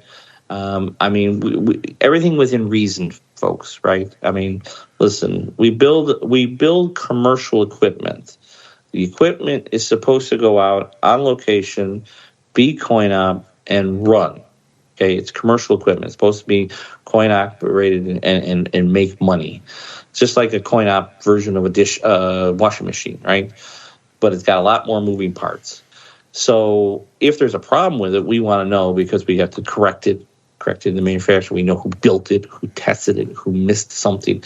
So there is a reason we asked for the serial number. It's not like we're starting your clock and saying, oh, you're done. No, we never have done that.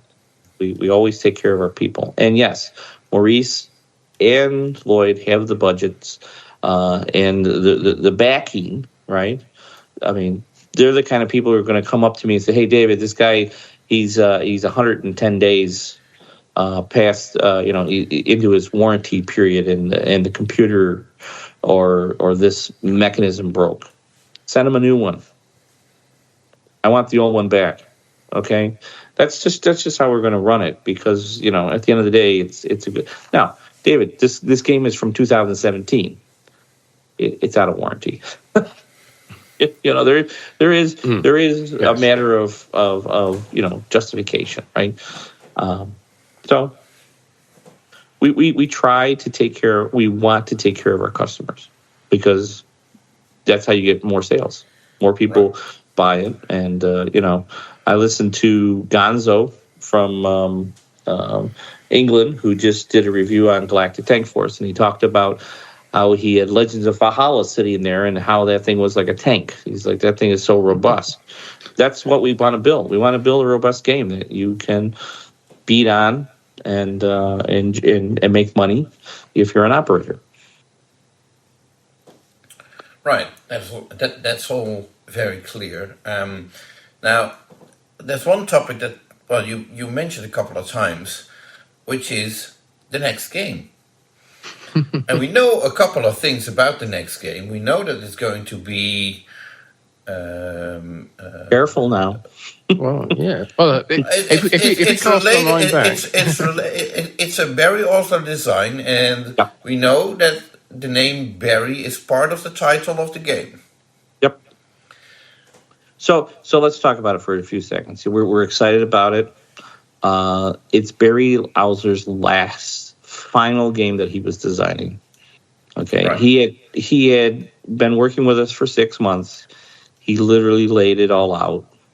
We were building the whitewood, and I had been on the phone with him 2 days earlier, and we were talking about timelines and when he was going to come up to the factory, spend a week with us, and shoot the whitewood. Okay, and we were excited about that.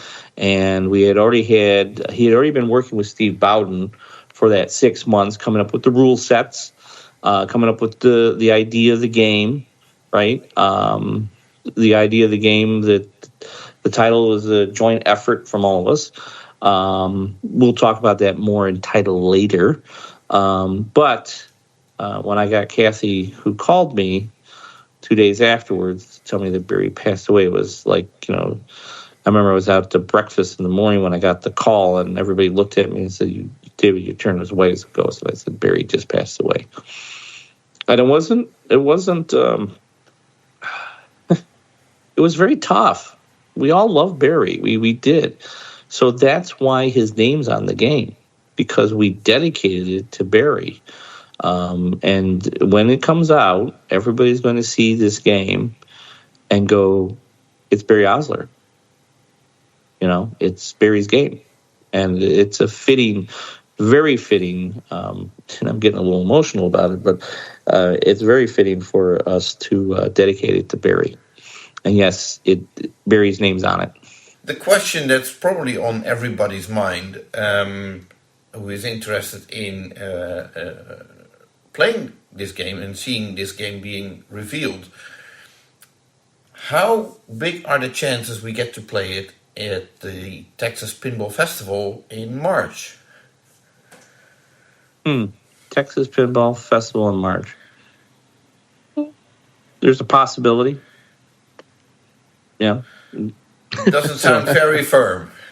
It's not like we're going to be there. That's not a commitment, is it? We're not going to be there with 10 games. The game will be ready when the game is ready. So. Okay. So, but we are definitely, listen, we got to be careful when we plan around shows and so forth. We want to make sure we don't push things out too soon. Make sure things are ready. Granted, it'd be nice, but we're working on it, right? So I think we've touched on it enough to understand that the goals for the team, right? And it would be beautiful to be down in Texas, where Barry was last there with his wife. So, yes, a strong possibility. Okay. Okay, and as we mentioned before and earlier, this isn't the only game that we know is coming out from you at probably the only game this year, but it's not the only game you're working on. You already said you're working on several titles. Oh yeah, and as you would expect for a company with a pipeline of games. Yep. So. How much longer do you think Galactic Tank Force is going to be the main product for the company, or the main focus of the product? The company, so Galactic is selling very well. I mean, it's weird, right? So, I know distributors will say, they'll listen to this podcast. No, it's not selling. It's not. Listen, unless you deal with all 160 distributors that American Pinball has across the entire world, you don't know where it's going, right? I will tell you that we have sold quite a few into Germany, right? And listen, at the end of the day, the sales numbers, they're actually, and what we make and what we produce is American Pinball's information, right? It goes to the owners, and they're the ones who deem it. Understand that that's why we, they looked at the numbers from Legends of Valhalla, okay? And that's when we were deeming off the Legends of Valhalla that we can go and start the new board set, which that started back then. It took many years to start going, and they knew that they were investing on that. And then we sold games last year, and we're selling games into this year. And we are not a charity by any means, so the company is making money. And that is, of course, the joys of the people who own the company. They know what the numbers are. They understand. So, and they have given us the green lights to go forward. So we're kind of excited about this. We do have other games in the pipeline, as we would. We have another game from Dennis. Dennis, thank you. Yeah. We have a couple games from Dennis. We have games from Ryan. We have a Riot game that's been talked about, and we're putting that together as well.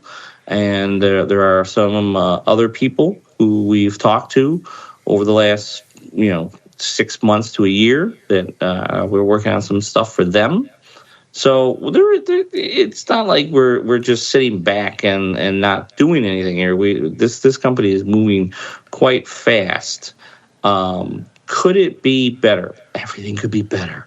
I think I said on the Super Awesome Pinball Show that my rating for the company was a C, right? Some people said I should have said a B or a B minus, but listen, I'm just going to be honest with you guys. We could have been better. Personnel being a little bit more robust in the company would have helped us an awful lot. Listen, to bring out Galactic Tank Force, and then trying to have the new board system coming in right after Galactic Tank Force, you're talking like, okay, so the first board iterations designs was hitting us sometime around May, June of 23.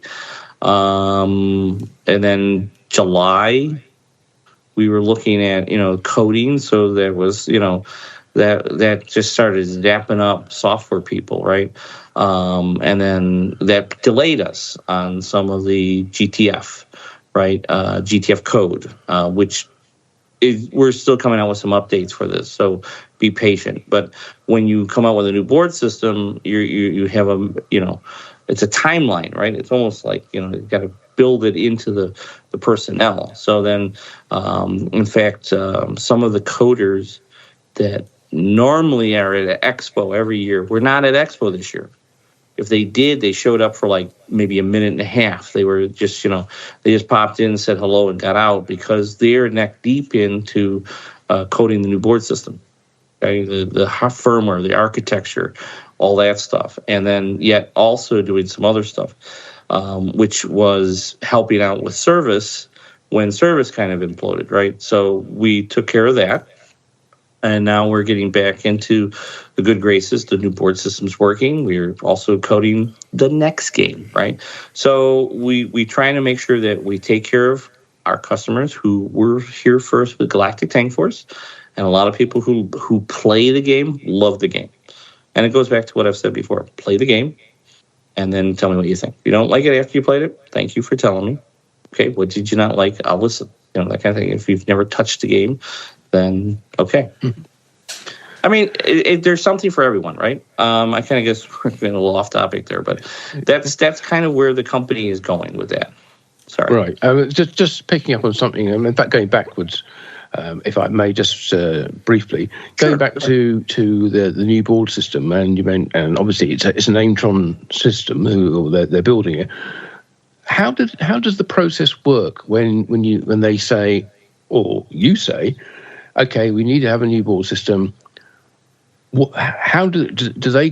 They're not pinball people at Aimtron per se, so they come in and they presumably do some. They need to design it first of all, based around the environment in which it's going. A vibration heavy, electrically noisy pinball machine with certain requirements, power handling, switches, lights, LEDs, sound. Well, sound's handled by the PC, but and also as you mentioned, the backward compatibility with existing wiring harnesses and connectors. Where do they start? Do they come in and sort of do an audit of what you have now and say, okay, we think we can do this way, or is it a two-way thing? You tell them what you want from them and they come and they design it, or do they come and say, well, this is what you're doing now and you want the same basic functionality, so we'll go away and do that? Well, so there is some requirements, right? So we sat down and listed all the requirements that we wanted, and backwards compatibility was the one that I was pushing heavily. That also dictated to us, what it's going to look like, how it's going to feel, and so forth. The architecture, the firmware, as you would say, is completely different, right? Now, understand, they did stuff for other pinball manufacturers, so they have somewhat of a pedigree to know what they're doing. They also make a lot of stuff for the gaming industry, right? For WMS and Aristocrat or different games like that, IGT. make their board system. So for them, they are, drawing, lights and coils and stuff like that. Some of those things, and some of those toppers that are on slot machines are like little mini pinball machines, right? So they've seen some of this, right? They've been around, they've adjusted it. So that's the easy part. The harder part for them was getting everything to sync up with it being fast enough, right?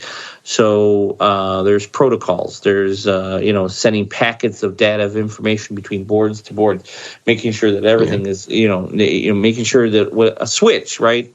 It's like that. Snappy and very responsive. Absolutely. Yeah. And you want to make sure that's reporting back. You don't want to hit a pop bumper and the coil hit the fire 3 seconds after the ball's already gone. It's like it didn't do anything, right? So there's a lot of that had to be set down. So one of the things that we did as a company, American Pinball, to help we created a very simple, kind of game, very small test fixture type. It's kind of a text fixture, absolutely, with a lot of just weird mechanisms on it and switches, and explain to them how things do. And we have a captive area where you can just throw something in there and just let it roll, right, and just test. And that's what you have to do to get that to give us the results that we're looking for.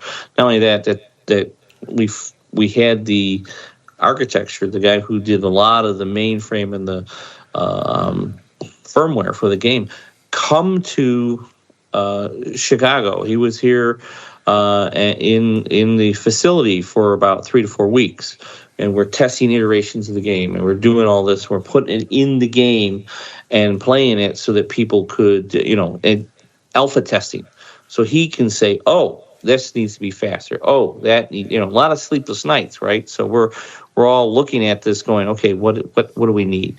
And then, of course, it's also the processor you're using, right? Is the processor fast enough that is it going to keep up with the day-to-day of the computer? There's a lot of things that can spec out on paper that look really good, but in real world, it's a different story. So, we have to go through that whole iteration also. And how tempting was it to sort of get rid of the PC completely and put all that into an embedded system, which then would boot up instantly, wouldn't require a standalone PC and all the issues that come with that? I mean, that kind of seems like the ultimate goal, that you wouldn't have a separate PC running the show. It would be all embedded in the board set. See, that goes back to when you asking me this question kind of reminds me of Pinball 2000, when that came out with its first PC, which is off the shelf. We're talking about graphics cards and what is the most current, up to date stuff.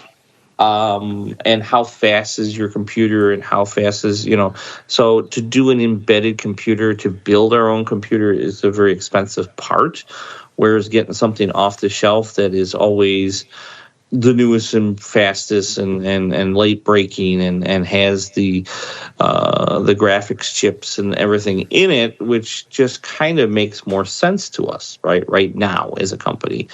I don't know. Using Williams, and it's funny because I keep thinking of George Gomez during the Tilt, the Battle to Save Pinball, when he's talking about software and on computers and in Pinball 2000, how just port it over to the newest and fastest computer. Just continue to upgrade. Just continue to upgrade this. It's, listen, you're taking a computer off the shelf. In this case, we have a very fast computer that we're getting in. It's very small. It works beautifully, and it's just there. We have it, and to cost it out, to build our own, then it's kind of tricky. It's a slippery slope, Martin. It's kind of is. But for us to switch this computer out and then have a newer computer, so like. Our newest computer, you can put that on our older games. We have it so that, are you going to see a difference? going to run the same, right? That's the idea, yeah. Right. But I will tell you that the graphics card and everything that we had for the newest computer that we did use for Galactic Tank Force made it a lot easier for all that picture-in-picture and high-def video that we ran in that game. So there was a lot of video assets that, other games that we've made didn't have that amount. In fact, I sometimes think about how much video assets we put in that game. It's staggering. Yeah, it's over 5,000 pieces, and when you look at Hot Wheels, and Hot Wheels is a nice game, is like 2,400 pieces. So it's like, okay, almost double, right, just to be in Galactic. And you have it. And Galactic Tank Force's code updates is about 16 gigs.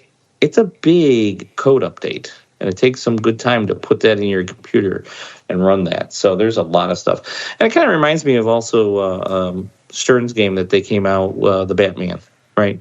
That had a lot of assets and videos and so forth when they brought that out. So, it's an industry, right? We know the numbers, we run it. Just do it. And last night, a lot of people found out that I actually can play pinball. Right. So on the subject of video assets, and then with your upcoming game in mind, are you for the upcoming Barry game using actors again for video content, or can you reveal anything about that? Will there be cartoony stuff in there, or animated stuff, or is there anything you can reveal about the LCD content in the game? Assuming there's an LCD in there. There is an LCD in there. There is video content. There are actors. Stay tuned. Stay tuned. You'll have to wait to see, Jonathan. I know you guys are itching to see this thing, so just stay tuned. It's going to be kind of cool. Okay. Yeah, well, I think we're itching to see how it turned out, having seen a couple of early revisions of it, actually, over a year apart. And hopefully the next time we'll see it, it will actually be the finished game. So fingers crossed, and even more fingers crossed that it does make it to Texas, because we'll be there. Yes, I know. And are you guys doing your famous trivia in Texas? Of course. Okay. It wouldn't be a Texas show without it. So we definitely need to, again, like always, American will support you guys and get you some very generous, always. Real cool gifts to give away to people that they can. Who knows? Maybe we'll give you a lunchbox or two that you can. Somebody's going to get the coveted lunchboxes. Let me touch on this for a second. It's kind of funny because I know I got kind of beat up on Thermosgate, which is kind of like I whatever. So the manufacturer, I'm just going to go on the record so everybody knows this. We originally ordered all the lunchboxes for the signatures. They came with a thermos. And then there was another lunchbox that came without a thermos. Okay? The manufacturer kind of sent us both of them. When we went to order them, they no longer made them without a thermos. So what was I going to do? Make two different kinds of things? Well, we did. We made one with a thermos with a normal graphic on it, and then one with the higher, collector style, which is in the signature, which wraps the whole thermos. Very cool little thermos. So, I wasn't going to buy all these things and keep all the thermoses for myself and say, no, you can't have a thermos. No, that's ridiculous. We're just going to make it easy on all of us, and we bought them, and we had it in there. So. Okay, I think I must have missed Thermosgate. So. Oh yeah, it's a thing that everybody goes, wait a minute, you're now selling it with the thermos? I thought the thermos was only with the signatures. Well, the thermos is with the signatures, but that's a different art package altogether. So I see. And the funny thing is, the people who bought the signatures, a lot of them are buying the the other version of the lunchbox, so they have both. So, okay. Well, if you're that dedicated anyway. Right. So, well, I guess that rounds it up. Unless you have some more news you would like to tell us, David. Not really. I mean, listen. There's a bunch of things on the horizon, right? We also have the 40th version of Pinball Expo this year, which I'm taking. Both of you guys are coming, so I hope to see you there in Chicago in October. Truly. Rob is pulling out all the stops, so you guys will have to get ready a little earlier to come to Chicago, as the show starts on Tuesday. Yep. And will be Tuesday, Wednesday, Thursday, Friday, Saturday. And then I'm going to go into a coma on Sunday because I'm just like crazy. There will be official tours. One of the days there's an official tour of American Pinball. Great. So the bus will be coming here and giving an official tour to everybody at Expo to walk through and see the factory and everything that's going on and building the games for people. So we're excited about that. And hopefully they'll be able to buy a thermos on the way out. Yes, it's always good to have a thermos so you can put those those drinks that they're not allowing you in certain places. So it's good. But no, that's the fun stuff. It's all good, guys. It's all good. Well, thanks again, David, for taking the time on this busy time for the company to tell us everything that's going on at American Pinball, or at least all the stuff you can tell us about. Anyway. Yeah, and all the stuff that we couldn't talk about, that we were so eager to telling, but then again we couldn't. Its time will come. Yes. Yes. So, very much appreciated that David already indicated that he will be sponsoring our So You Think You Know Pinball quiz at the Texas Pinball Festival in March, where you will be very likely to win, amongst other companies, also goodies from American Pinball. Yeah, always a big supporter of us and our quiz. So thank you to David and American Pinball. And we look forward to seeing those of you who can make it to Frisco in Texas at the Texas Pinball Festival in March. Right. So now let's head over to Spooky Pinball. Oh, right. Okay. Yeah. Well, they've got a new announcement as well, or announcement of a new team member who's joining the Spooky Pinball team. Not physically, I don't think, because they've announced that Danielle Peck, who's from New Zealand, is joining them. She's the number one New Zealand player and ranked number one as a women's player in the entire world. So no newbie to playing pinball. And she will be assisting Spooky Pinball with with content creation, and so that's producing video and for the Bugs Scream and Stream channel vodcast, and on YouTube as well, and on their YouTube channel, I should say, as well. So Bugs Scream and Stream, I think, is a live stream, and they obviously have stuff on YouTube too. They're recording lots of in-depth gameplay tutorials, not just on spooky games, but on all types of machines. Yeah, well, she will be. The channel is currently also used for whenever there's a code update. They play the newest code version as soon as it becomes available. So. Mm-hmm. Okay. And speaking of, so congratulations to Danielle. Anyway, let's say that on her new appointment. Right, and speaking of code updates.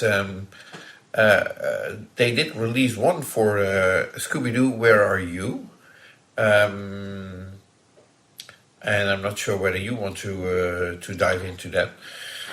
I could just mention it briefly. The version 2024-0107, so 7th of January, code update, 0.12. I don't know what that relates to. It added a haunted topper video mode, which we talked about last month, with the topper having that video screen in it. Right. Well, there's now a video mode to go with it. There are some changes. There's a new co-op mode, cooperative play mode, which is like a game start button mode where you press and hold it for 4 seconds, and then you can pick who you're going to cooperate with, and it allows various things to be synchronized between players. It says things like your character's mode will not be pre-qualified, and character perks may be nerfed or omitted to prevent rules conflicting with game-breaking situations. Anyway, it's a gameplay mode that you can access from the start button. There's a green ghouls mode, I should say, which has been added to it as well, and lots more laughter effects have been added, more sound effects, and also a bug fix, not bug as in spooky bug, but bug fix, which could cause the game to crash when if you drained on the 7th villain, and that's been squished now as well. A few other that always updates. happens to me. Oh, I know, it's such a pain, isn't it? But anyway, update your code, and it won't happen anymore. So that's the spooky spooky Scooby-Doo Where Are You code update for this month. Right. So, and then probably the most exciting news, I suppose, is for people who ordered their Texas Chainsaw Massacre or Looney Tunes games. They are about to start shipping to customers this week. About a week ago, they said it's going to be another week, and then they start shipping out. So that's right about now. Wow. That game should be starting shipping, and so I expect them to pop up on locations later this week or early next week. I think I can confidently predict that we'll be reporting on some code updates for both Texas Chainsaw Massacre and Looney Tunes. Probably in the very, very near future. Right. So, like I say, there were actually we mentioned about the Scooby-Doo code update just now, but Scooby-Doo was on the Pinball Heaven stand at the EAG International Expo show in London last month. Where it got a lot of attention, and I think a lot of praise as well from people who hadn't played. I can't think of there being one on sort of semi-public play anywhere in the country before that show. Right. So for many people, this was their first chance to get their hands on it, and I think it was very well received. Yeah. So to give you a little extra info. EAG is a trade show for the industry, but getting in there, once you register, it's basically also available for pinball enthusiasts, and quite a few actually take the opportunity to play the latest games at the show.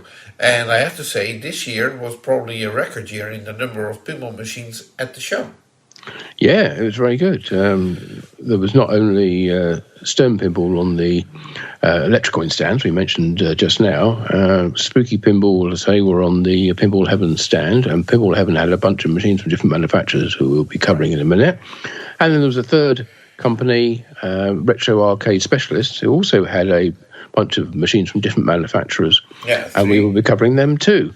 One company missing, which we will mention later, who had been at the show for the past couple of years, was Bitronic with their Super Hoops game. They were. It would have been nice if they were there as well, and then we could have had an additional manufacturer. Right. But as it was it's a good indicator of the state of the industry at the moment, that all these different manufacturers are represented. Right. But more on those as we get to them. Right. So, which company do we want to discuss next? Wow. Okay. So let's. So we could talk about somebody else who was on the Pinball Heaven stand, and talk about Jersey Jack Pinball. Sure. Okay, because Jack Guarneri himself was there at EAG. Yeah. On the Pinball Heaven stand, and there they had an Elton John Platinum Edition machine and a Godfather Limited Edition. And slightly disappointingly, they seem to have sold the Godfather machine very early on in the show, after which it was no longer available for people to play. So there goes all the rumors that you don't sell games at those shows. Yeah, well, as you were saying, it's very easy for members of the public and pinball fans to come along and just sign up either on the website or on the door and get into the show. All you need to do is make up the name of a company and get your badge printed, and that's it, and you're in. Wow. So no surprise that some people want to come along, play the game. Yeah. So, I always say I'm with Microsoft, and they believe that. So. On the basis that they'll employ anyone. Yes. So that game wasn't available to play. Well, it certainly wasn't on day two. When we were there. Yeah. That game wasn't available. I guess it was on the first day, and that's when they sold it. Right. But anyway, Jack was there to promote that, and the Elton John, of course, which is the current game, and he was wearing his Elton John outfit, of course, as you would expect. Right. And well, I don't know if you want to say any more about that about his appearance at that show. You already mentioned about him and Gary earlier on. Right, yeah. No, and, what very kind, and I'll just make the introduction now. Mm-hmm. Jack invited us for dinner at a Chinese restaurant, literally down the stairs at the venue where the EAG Expo is being held. Yeah, XL London. Very kind, in the company of Phil Palmer, his distributor in the UK. Mm-hmm. And a couple of other people, the kids of Phil were also present, I believe, who were teenagers, and a couple of other people that I didn't know. But no, we were able to not only attend the dinner, but we were actually able to record it.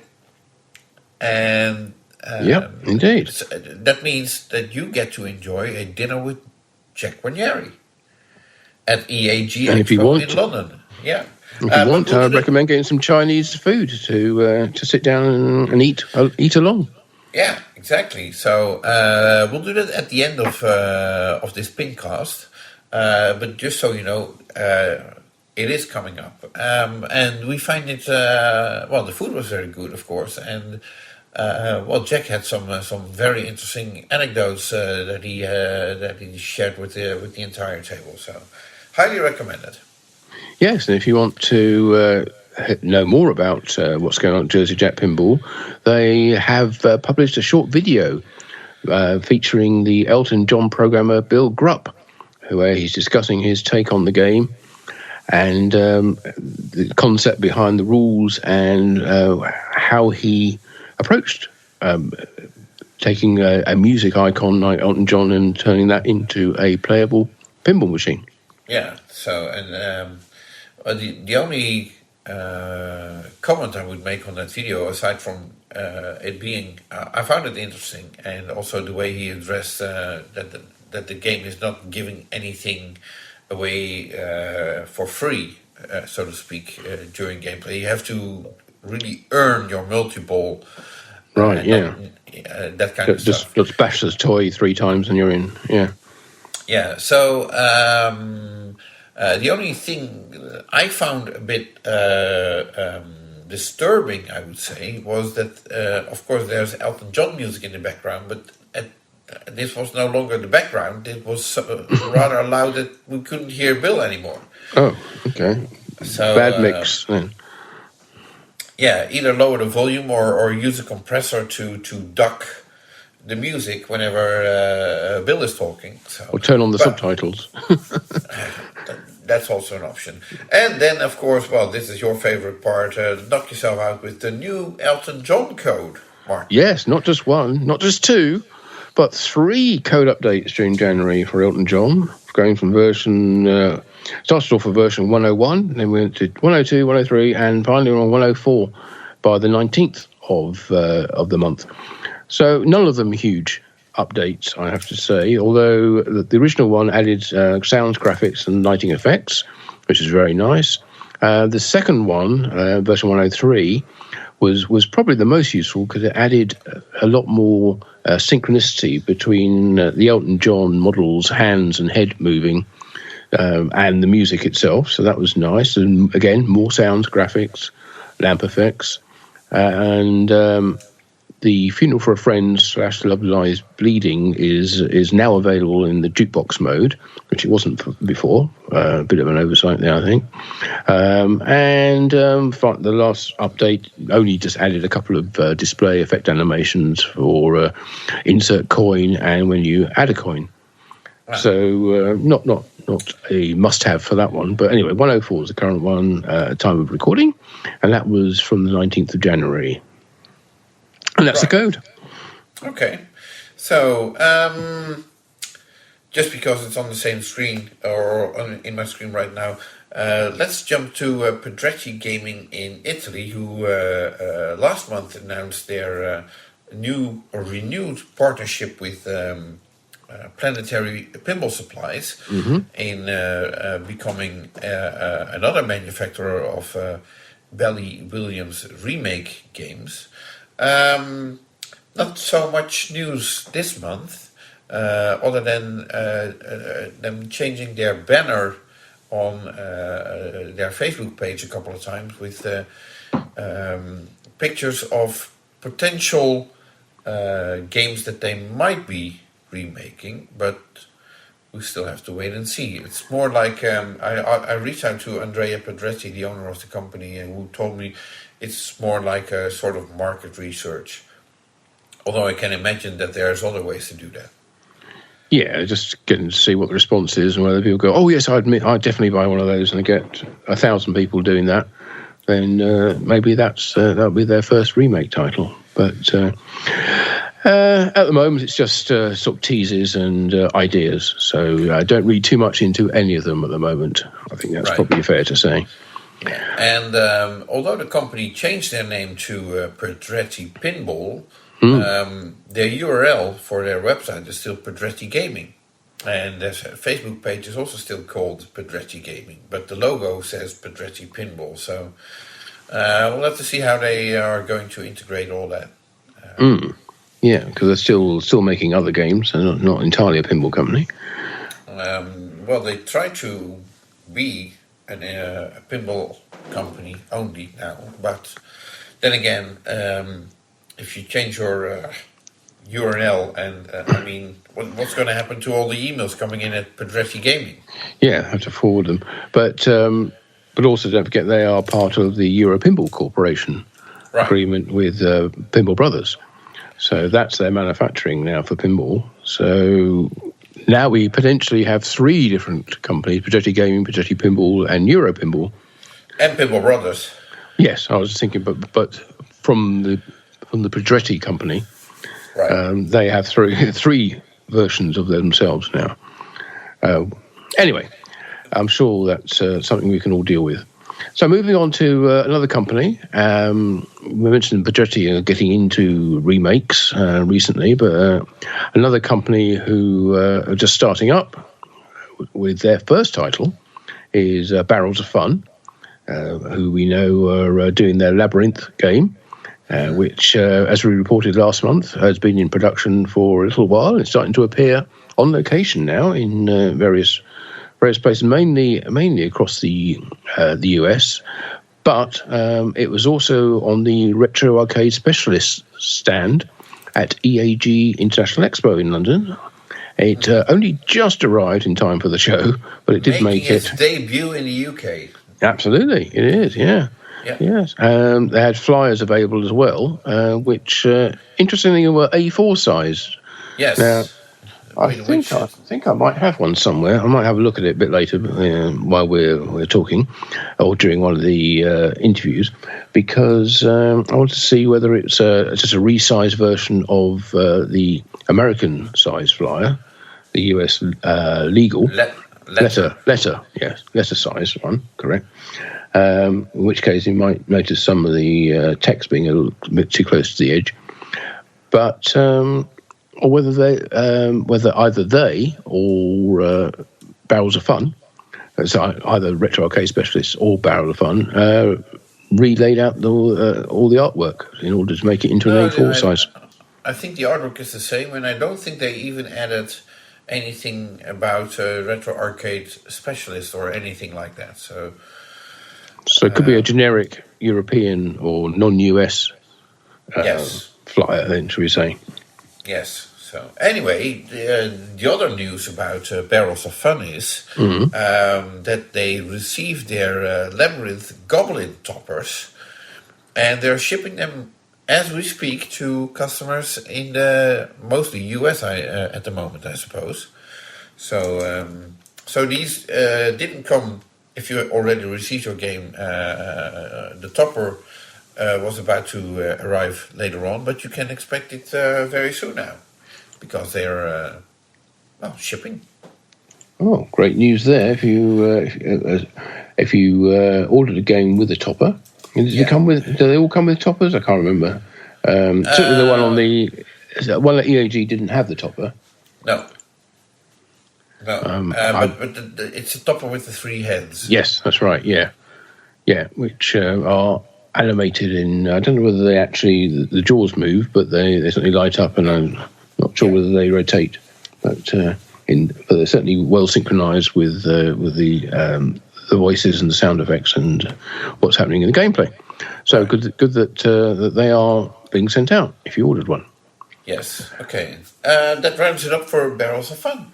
I think it does. So now we move on to our next company. Well, I was going to say let's talk about Pinball Brothers then, because we were talking about toppers just now with Barrels of Fun and Labyrinth. There's some add-ons as well that have been created by Pinball Brothers, or been created for them by the Art of Pinball. Yeah. I think the official topper for Alien was already showcased at the Pinball Expo in October last year. That was a prototype. In the meantime, all the elements for that topper, and that's quite a few actually, have been arriving, and the toppers are being put together. And the Art of Pinball also redesigned a couple of sculpts that are being used on the playfield. And the good news for those in North America is that those parts have arrived at the Pinball Brothers USA offices and are currently being shipped. So if you ordered a new what do you call these plastic surroundings for your there's the frame that goes around the mini display for the airlock, and there's also the xenomorph head as well, which was also done by Art of Pinball, so a new version of that, which as they say they both look gorgeous, and well, frankly I have to agree. Actually, they do look really good. So great work from the Art of Pinball for making that happen without all that much delay either. Yeah, and I expect toppers will be shipping out soon. I believe mid-February they will be shipping out from the US. So that at least that's the aim. So a couple of weeks, and then toppers are also in the hands of customers. But there's some more parts as well, aren't there? Which they announced. I think there was a flasher of some kind as well. No. That's a completely different topic. But thank you for bringing that up. No, there is Pinball Brothers did publish a video of an Alien Pinball with a new mini beacons and flasher kit. And the link for that video will be in the Pinball Magazine newsletter. It will go out, I tend to say in a couple of days, but it's probably going to be in a couple of weeks. It'll go out when it goes out. Right. So demonstrating the mini beacons and flasher kit for Alien Pinball, which also worked with the new Alien version as well as all the regular SV and LV. And it's an interesting kit, I have to say. It adds a lot of flashing, of course, to the game. But no, it looks really good. So these are actually on the playfield, these mini beacons and flashes. I think they're mounted above the ramps and spinner and such. Great, okay. Because previously, obviously, the main beacons are on the top of the back box as part of the topper. Yeah. So this adds more flash onto the playfield. Yeah, and these are available with Pinball Brothers distributors, and they are about to be shipping next week as well. So right, no long waiting time over there. No, very good. And so if you want to upgrade your Alien game, here's your chance. I think so. Yeah. Do you want to move on to the code or? Yeah. Big code update. Well, not really. Alien, unsurprisingly, version 4.1 on the 16th of January just had a number of bug fixes and game crash fixes.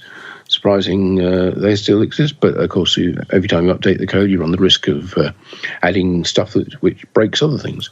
There is support for the new topper and the flashers as well in there, and just a couple of very minor rule changes, which so minor we won't bother going into them. And that's basically version 4.1 of Alien code. Get it now, okay? Especially if you've got the game.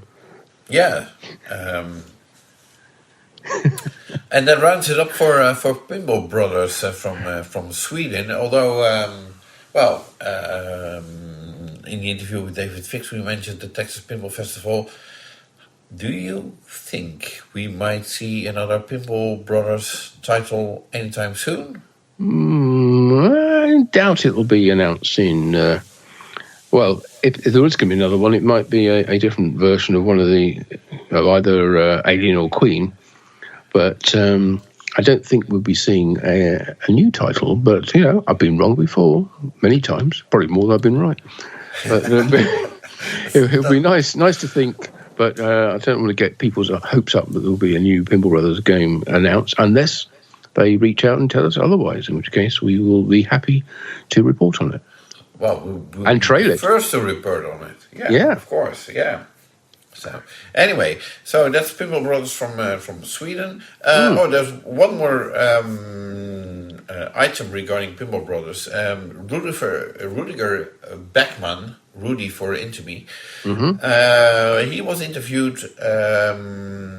by Gonzo's Pinball Flipperama, who was also mentioned in the American Pinball segment. Mm-hmm. And he had a 51-minute interview with Rudy, discussing Alien and, of course, the company and so on. So, very interesting to check that out if you're looking for more info on the activities of Pinball Brothers. It's a video, and therefore is available on YouTube. So if you search for Gonzo's Pinball Flipperama, I'm sure you'll come across his channel there, and the interview with Rudy. Right. So and that rounds it up for Pinball Brothers. This time. Okay, really does. Right. Okay. Yes. Now, is there any news from around your neck of the woods from Dutch Pinball? Because we reported on them last month, and we hinted at some upcoming announcements that will be upcoming. But they haven't been yet. So, is there any news from Barry and Co? No. Oh well, that was easy. Okay, moving on. Yeah. No. I did ask, and I got some off the record info that I can't share. But nothing public. Nothing for now. Okay. For now. Well, someone else with nothing to say is Turner Pinball. Who we know are based in Texas, and have been working on their Ninja Eclipse game, which we would that is a game we would expect to see some more of in Texas at the Texas Pinball Festival in March. But excuse me. No news so far. No, right now. Yeah, it's actually been nothing since. Sorry. So no news since Pinball Expo, basically. No, it will certainly be interesting to see what they've taken on board from that reveal there, as regards changes to the cabinet in particular, and what they make available, whether they go ahead with the thinner version, and some of the other changes that they made, such as the playfield glass cassette and things like that, and the back box as redesigned as well. But I'm still interested in seeing, because it was not a bad game. Yeah, absolutely. Oh no, it's a good game, and it seemed to be well programmed, and seemed to have a very positive team, a very enthusiastic team who wanted to change, make their impact. And so let's see what they come up with next time we get to see the game. Right. So. We can't say that for all manufacturers, but is there any news from Pinball Adventures in Canada? No, surprisingly not. They're normally quite keen on putting out updates about having made a few games or sold a few games. But we mentioned last time that they said they were going to, they had made 6 games before Christmas. Before Christmas, and we're planning on making another bunch before the end of the year. So no information on whether they actually did that or not. They were all Polyfactory games. And no news on that. Nothing else about their upcoming Elements game either. So nothing to report this month from Pinball Adventures. We'll obviously keep an eye on them and see how they're getting on. Right. So now Multimorphic, who has been mentioned repeatedly in the American Pinball interview with David Fix, they continued their Meet the Games campaign on social media, where they are revisiting each of their 20 available games for the P3 platform. And I think we mentioned it on our previous PINcast as well. There's rumors going around that the announced Princess Bride pinball machine might be an upcoming game kit for the P3 platform, but we don't know if there's any truth to that. No. One thing we do know is that there has been a flyer that's been sent out with orders from Pinball Life, or at least until they ran out of flyers, and promoting the game and pointing people at the Princess Bride Pinball website, which is just a sign up for more information page. Right. Yeah. The interesting thing here is with Pinball Live sending out these flyers, from Pinball Live, it's a very short connection to Scott Denisi, who is has his Final Resistance game with Multimorphic. So there is definitely a connection there. Whether that is a correct connection that we're now trying to link, that we don't know, and we don't speculate, but just leave that there for you to consider. Yeah. And then when the announcement comes out of exactly who is making it, you'll know whether that was anything or nothing. Right. Okay, well, let's move on to Cardona Pinball Design. Also in the US, last month we reported that they had announced a new speaker panel artwork for their No Good Gophers Battle for the Green conversion kit for the No Good Gophers game. Well, apparently there's also a new Translite in development as well. If you want to fully rebrand your game to the Battle for the Green. Right. So, and James Cardona was also a guest on Jeff Theoli's Pinball Profile, very well known. Episode 386, you have to check out. So, where James talks about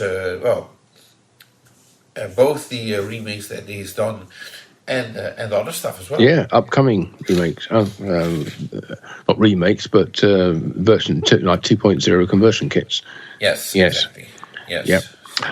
Okay, so that's definitely worth having a listen to. Go to pinballprofile.com and you'll be able to listen to it there. Right. Now, sorry to have kept this for almost the end of our PINcast, but probably news that a lot of people have been waiting for to hear, coming from Chicago Gaming. Yeah, absolutely. Pulp Fiction is finally in production and shipping. Yeah, it's sort of almost come out of the blue, that one, after waiting for so long with no official explanation as to why it wasn't being made. And a lot of people involved in the game being sort of scratching their head saying, I don't know why Chicago Gaming aren't making it. But they are now. So that wait is over, and production has started. They shared a video from the factory showing after all of production had finished for the day, it showed a deserted production line with playfields in mid-production, so partially populated and ranging to fully populated, along with lots of cabinets and built games which were under test at the time. So they're being played and making sure the switches and solenoids and everything all worked properly. Now, what was interesting was they were represented at Chicago Gaming at the EAG International Expo show. They were not on the stand of the UK distributors for them, which is Pinball Heaven, but they were on the stand of a big gaming supplier to the amusement industry, Bandai Namco. Right. Now, Namco, of course, you know very well from the sort of Pac-Man and other well-known video games. And so Bandai Namco are a huge international company, and they have not only do they supply games to other operators throughout the business, but they also operate a number of their own family entertainment centres and arcades. And they had the Pulp Fiction game on their stand. Yeah. Now, apparently, Bandai Namco wanted to get into the pinball business as well as doing all their other games, and spoke to Doug Duber at Chicago Gaming and made an offer, and he couldn't refuse, meaning that Bandai Namco are now selling Pulp Fiction as well as Pinball Heaven in the UK. So I guess they will be selling mainly to trade, and right. Pinball Heaven will be selling mainly to homes or to smaller operators. Right. But it's interesting that Bandai Namco think it's time to put pinball back into their arcades. Well, and this is how they are doing it. Well, yeah, but normally a company like that would have techs in their arcades who know the games, but they probably won't know anything much about how to fix a pinball machine. Well, then they start off with a game that seems to be easy to maintain. Hopefully so, yeah. Hopefully it doesn't need an awful lot of fixing. The game only just arrived, actually, for the show. It wasn't there for the first day, which was the Tuesday, and only arrived last thing Tuesday night, and which meant that the tech on their stand had to set it up first thing Wednesday morning before the public were allowed in.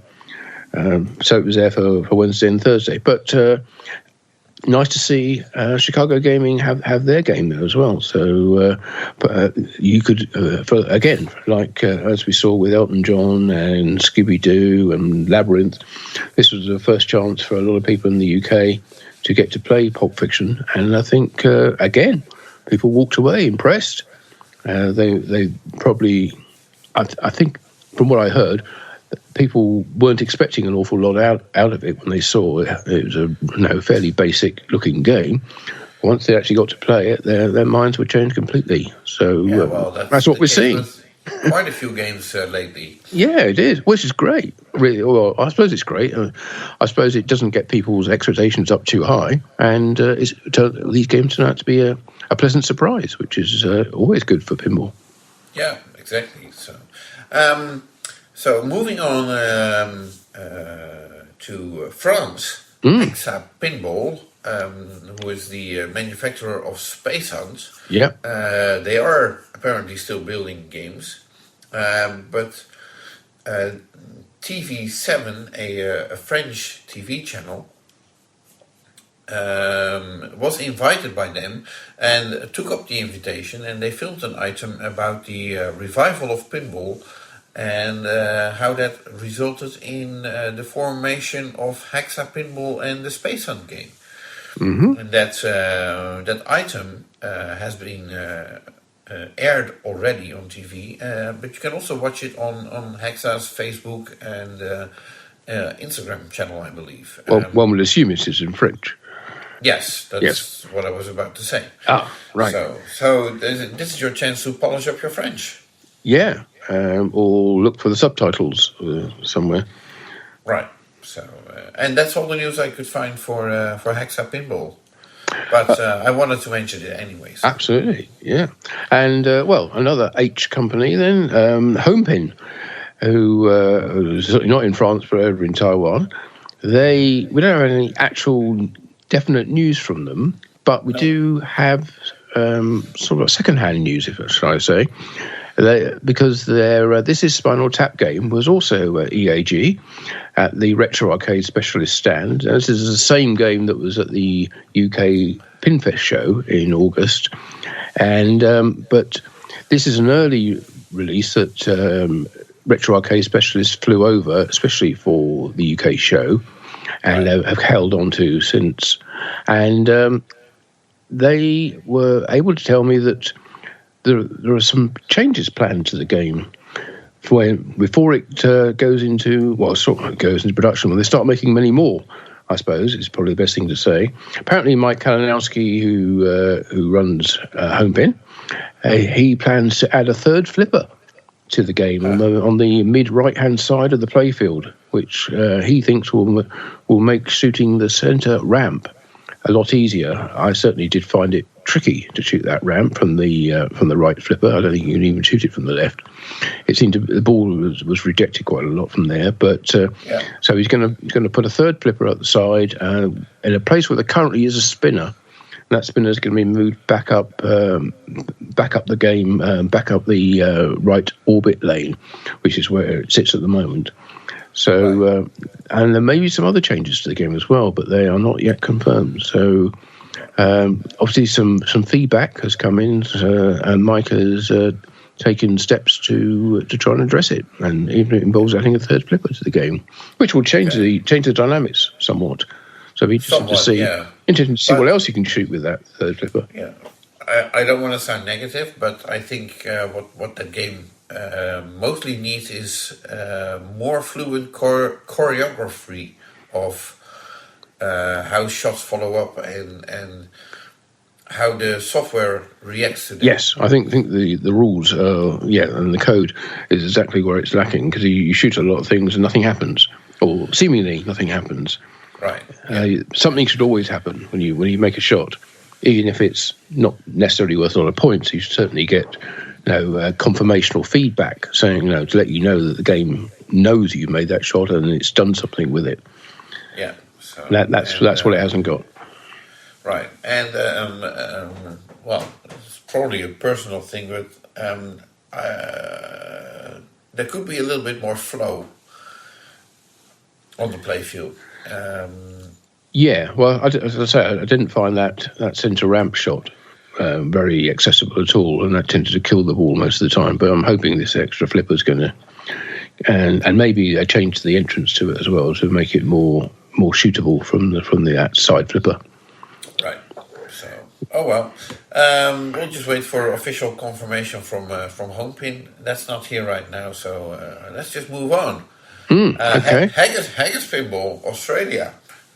Yeah, no news from them as far as I'm aware, unless you've heard anything. No. Okay. I didn't either. Well, and there was also no news from STR Pinball in Spain, or Quetzal Pinball in Spain, or Circus Maximus. Well, I'm afraid that ship has completely sailed. But, yeah, I think it's starting to look that way, isn't it? I think it may be time to call that one. I don't think it's unless a miracle occurs. I don't think they're ever going to produce those games. Right. So too bad. But if anything changes, we'll mention it, of course. So. And then there's a bit of other news before we get to Dinner with Jack. Oh yeah, Dinner with Jack. Yeah. I'm feeling hungry already just talking about it. So tickets for Pinball Expo 2024 gone on sale actually today at the time of recording, the 1st of February. And don't know whether they're going to sell out, but if you listen to David Fix or if you have listened to David Fix's interview, then you will hear him talk about what they have planned for this special 40th anniversary show, and all the more reason to get your tickets and get in there early. And I don't know whether there's any sort of financial incentive to get an early ticket, or whether any of those tours will sell out. But if you want to lock in your plans, go to pinballexpo.com/admission, and you can book up for this October's show. Right. So, and you found some interesting bits. Yeah, well, it was sort of almost like spam, which I don't really like to encourage too much. That was sent to me, but it was from a company called Per Accurate, who are I don't actually even know where they are in the world, but they are producing. Well, they produce LEDs, and they are producing a specific one for retro pinballs. Now, as I'm sure you know, most pinball LEDs seem to consist of one or two or more individual surface mount devices, with just very, very small dots of light, which then either have a clear dome on the top, or they have a frosted dome, or one which fluoresces according to the light. Well, there's a new style of bulb come out called the retro pinball bulb, which is available in a 555 or a 44. That's a wedge or bayonet base, and this uses a what's called a cob LED. Now, if you've ever seen any of those torches where you have a sort of a large yellowish area, which is just plain yellow, but when you turn it on, that turns out really, really bright. Like the Big Larry range as well. They are very good with that. And you can get head torches as well, which are cob ones, and security lights, which are cob. Well, this has two little strips of cob LEDs within the plastic enclosure, which actually means it will emit light in all directions. So they form a little like a wigwam shape within the device. So it will, rather than being a single point of light, it'll be quite a large area of light natively. And of course, being an LED, it's going to be quite low power and very low heat generation. So it might be a nice thing to put into an older electromechanical type game. So look out for those. I don't know. It says they're coming soon in 2024. But do we know anything about pricing? No, this is from the wholesale manufacturer of these things, so it'll be down to individual retailers what they end up selling it for. But 6.3 volt AC or DC, doesn't matter. Available with either a clear lens or a frosted lens if you prefer that. But yeah, it does look like they are a nice replacement for incandescent bulbs in older games. If they don't pull. Yes, indeed. Yeah. And to talk about new products, a company called New Wave Toys are well known in the arcade business and in the I'm going to say in the miniature arcade business, really, because they produce a range of like 1/6 scale arcade games, which have two specific features about them. They are, firstly, very highly detailed in the attention they're given to the cabinets and the controls, but also they are entirely playable games. So you might have a Tetris cabinet with a little tiny joystick and an LCD screen within the cabinet, and you can press the start button and you can use the joystick and the buttons to play the game. So that's what they've now done is they brought out their very first pinball in their what they're calling their mini pins range, and this is a 1/6 scale Gottlieb black hole. So I think they've done the agreement. 1/6 is still quite big, actually. It's just quite large, yeah. It includes a rotating galaxy in the back box, like the American black holes had. The European ones, I don't think, had that. Didn't have the motor fitted. It has infinity lighting. in the back box as well, which animates, has a working ball shooter and a moving ball in the shooter lane. It has a die-cast opening Gottlieb coin door with a removable cash box inside, OLED score displays, an upper and lower playfield with track lighting and an awful lot more. For $169 is the cost at the moment to buy that. Unlike all their video games, there was a certain amount of disappointment that you can't play a game on this. But the ball would have been so small anyway, or it is so small, but it only goes up the shooter lane and back again. And you wouldn't really be able to play a proper game on there. But it's really an attract mode device that is semi-functional. You can open the back box, you can look at the inside, you can open the coin door and get the cash box out. It has a little key on the front for opening it. Very, very detailed. That's New Wave Toys, and they have a limited order window on those games. And if you want to see any more about that, either go to the New Wave Toys website or check out the Pinball News article all about it. Okay. Yeah. Oh, well. Yeah, well, always had to be a plug in there somewhere, didn't there? Right. Okay. Well, that's fine. So, and that rounds it up. All the pinball industry news that we could gather for you for January 2024. Yeah, we'll be back at the start of March with our next PINcast, looking back at all the events that happened through this month of February 2024. But before we leave you, we will both wish you have a fabulous February. Look forward to joining you again next month with our next regular edition, and we'll see you next month. Thanks. Bye-bye. Bye.